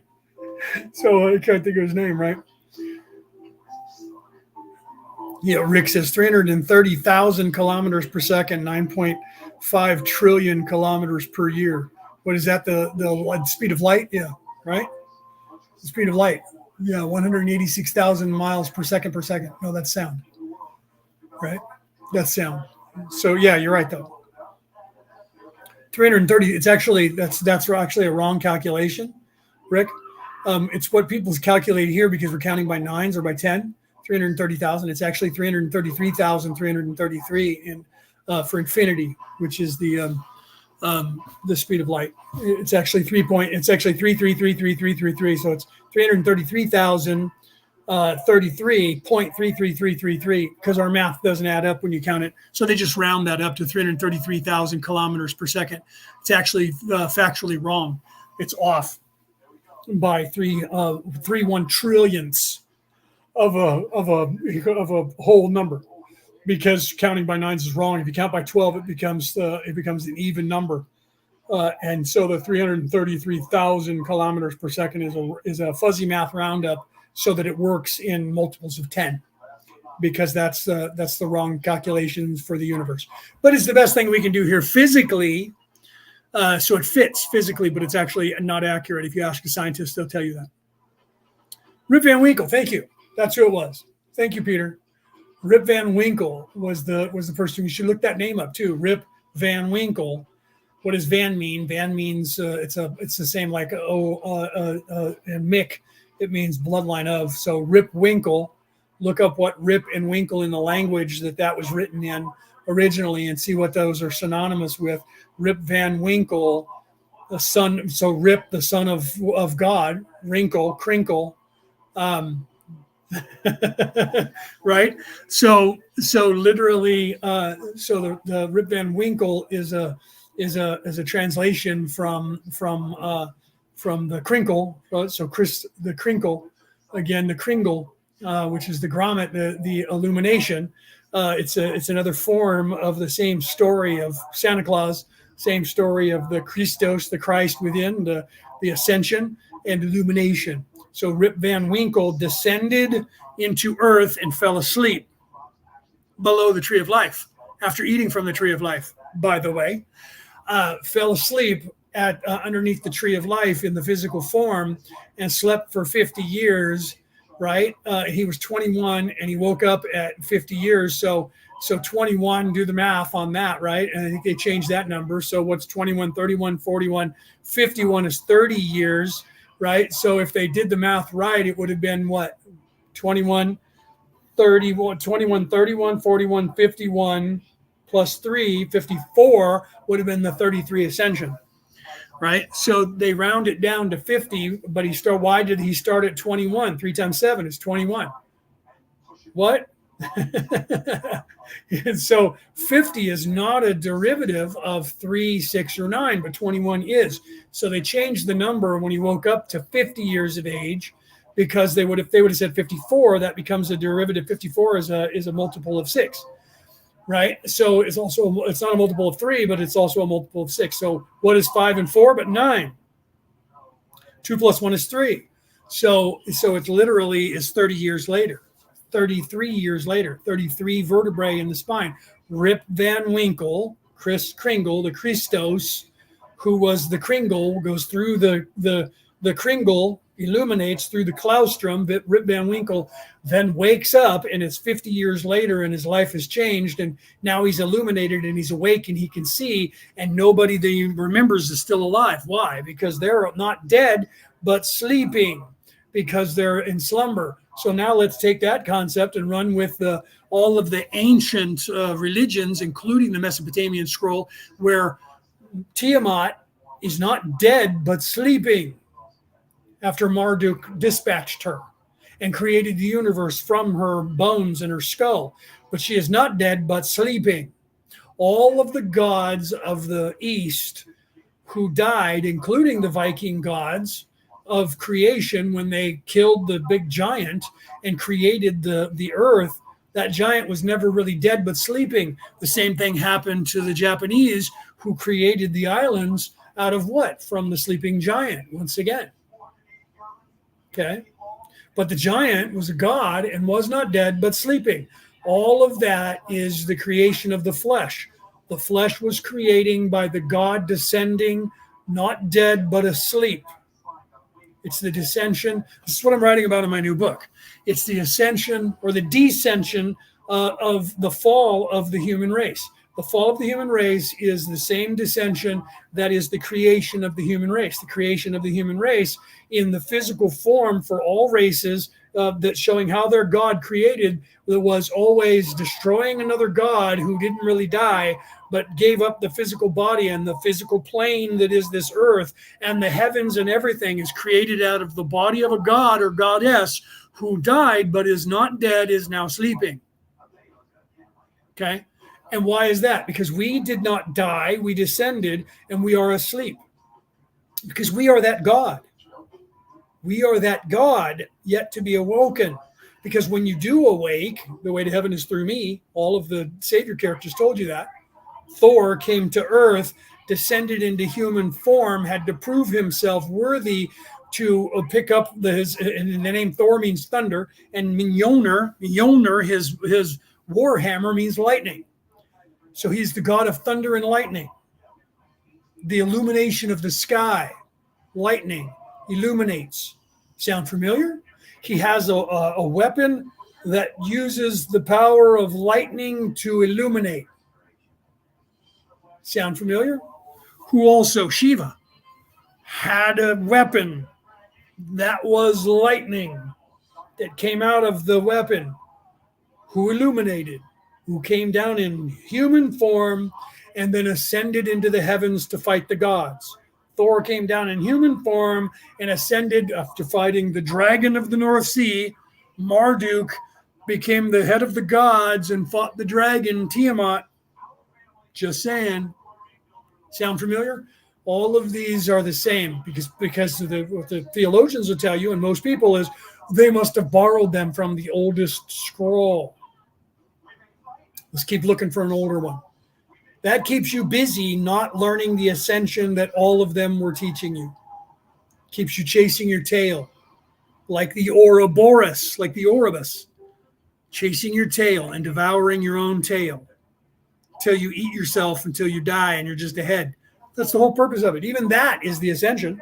That's the you chase your tail until you catch yourself, and then you devour yourself until all that's left is your head, your brain, your illumination. Why? Because then you crash, because you have no modus operandi anymore, because you've eaten yourself. You have descended into the lowest form that you can, and you have now crashed in the dark night of your soul. And the only way that you can then rise up again is to what? Be the phoenix and rise from your own ashes. Sound familiar? And then renew yourself with the fire of light, the illumination. Boom, come out of the darkness and the depths of destruction. This is what all the religions are telling you, because everything is the identical thing being told to you in a form that you can understand in that culture at that time. They didn't copy it from one another. They copied it from God, the creator of the universe. They wrote it. We wrote it. That androgynous male, female, non-sex character that invented the entire universe made all of this. Okay, so why would people not everywhere on this planet throughout every time discover that? Well, they wouldn't discover it if they were in service to self and in fact evil, because they wouldn't give a shit about it, because that doesn't get them paid unless they can use it to get paid, in which case they'll create a religion out of it and get money out of it.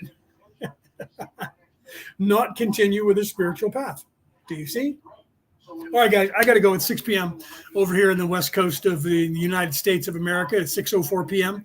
It's getting late for those of you like Peter Coyle in the UK. It's getting very early for those people that are in Europe and South Africa. I think you guys are in the midday going into night, right? You're almost like where Australia is, almost. And those of you in Australia, it's getting on around noon. Right. I'll see you guys next week. And hopefully that guy that I talked about that from that radio show calls me and wants to have me on his show. And I'll go on there and talk about my book or whatever he wants me to talk about. That would be cool to do that. I don't even know how big his show is. He could have a show that's not as big as mine. I don't care. He could have a show that's huge. I don't know. So hopefully he was serious and he looks me up and goes, yeah, maybe I just want to have this guy on my show. And he gives me a message, and then we talk about it and figure out what he wants me to talk about. And I'll go on his show and gets you. I'd like to talk about my book on his show, but I'll talk to him about aliens and stuff. That's all he's interested in. If that's what his show's about, I'll talk about that facet of that reality. And then I'll throw my book as a commercial up there if I can get him to let me do that. And go from there. All right, and I'll let you guys know. All right, guys, I love you guys. Have a great night. This has been Orion Rising. I am your host, Leonard O'Neill. Good morning, good afternoon, good evening, or good morrow, depending on where in the world you are tuning into the show. I'll see you guys next week. And if I'm on anybody's show and I schedule it, I'll let you guys know about that. All right. I love you guys. Have a good night.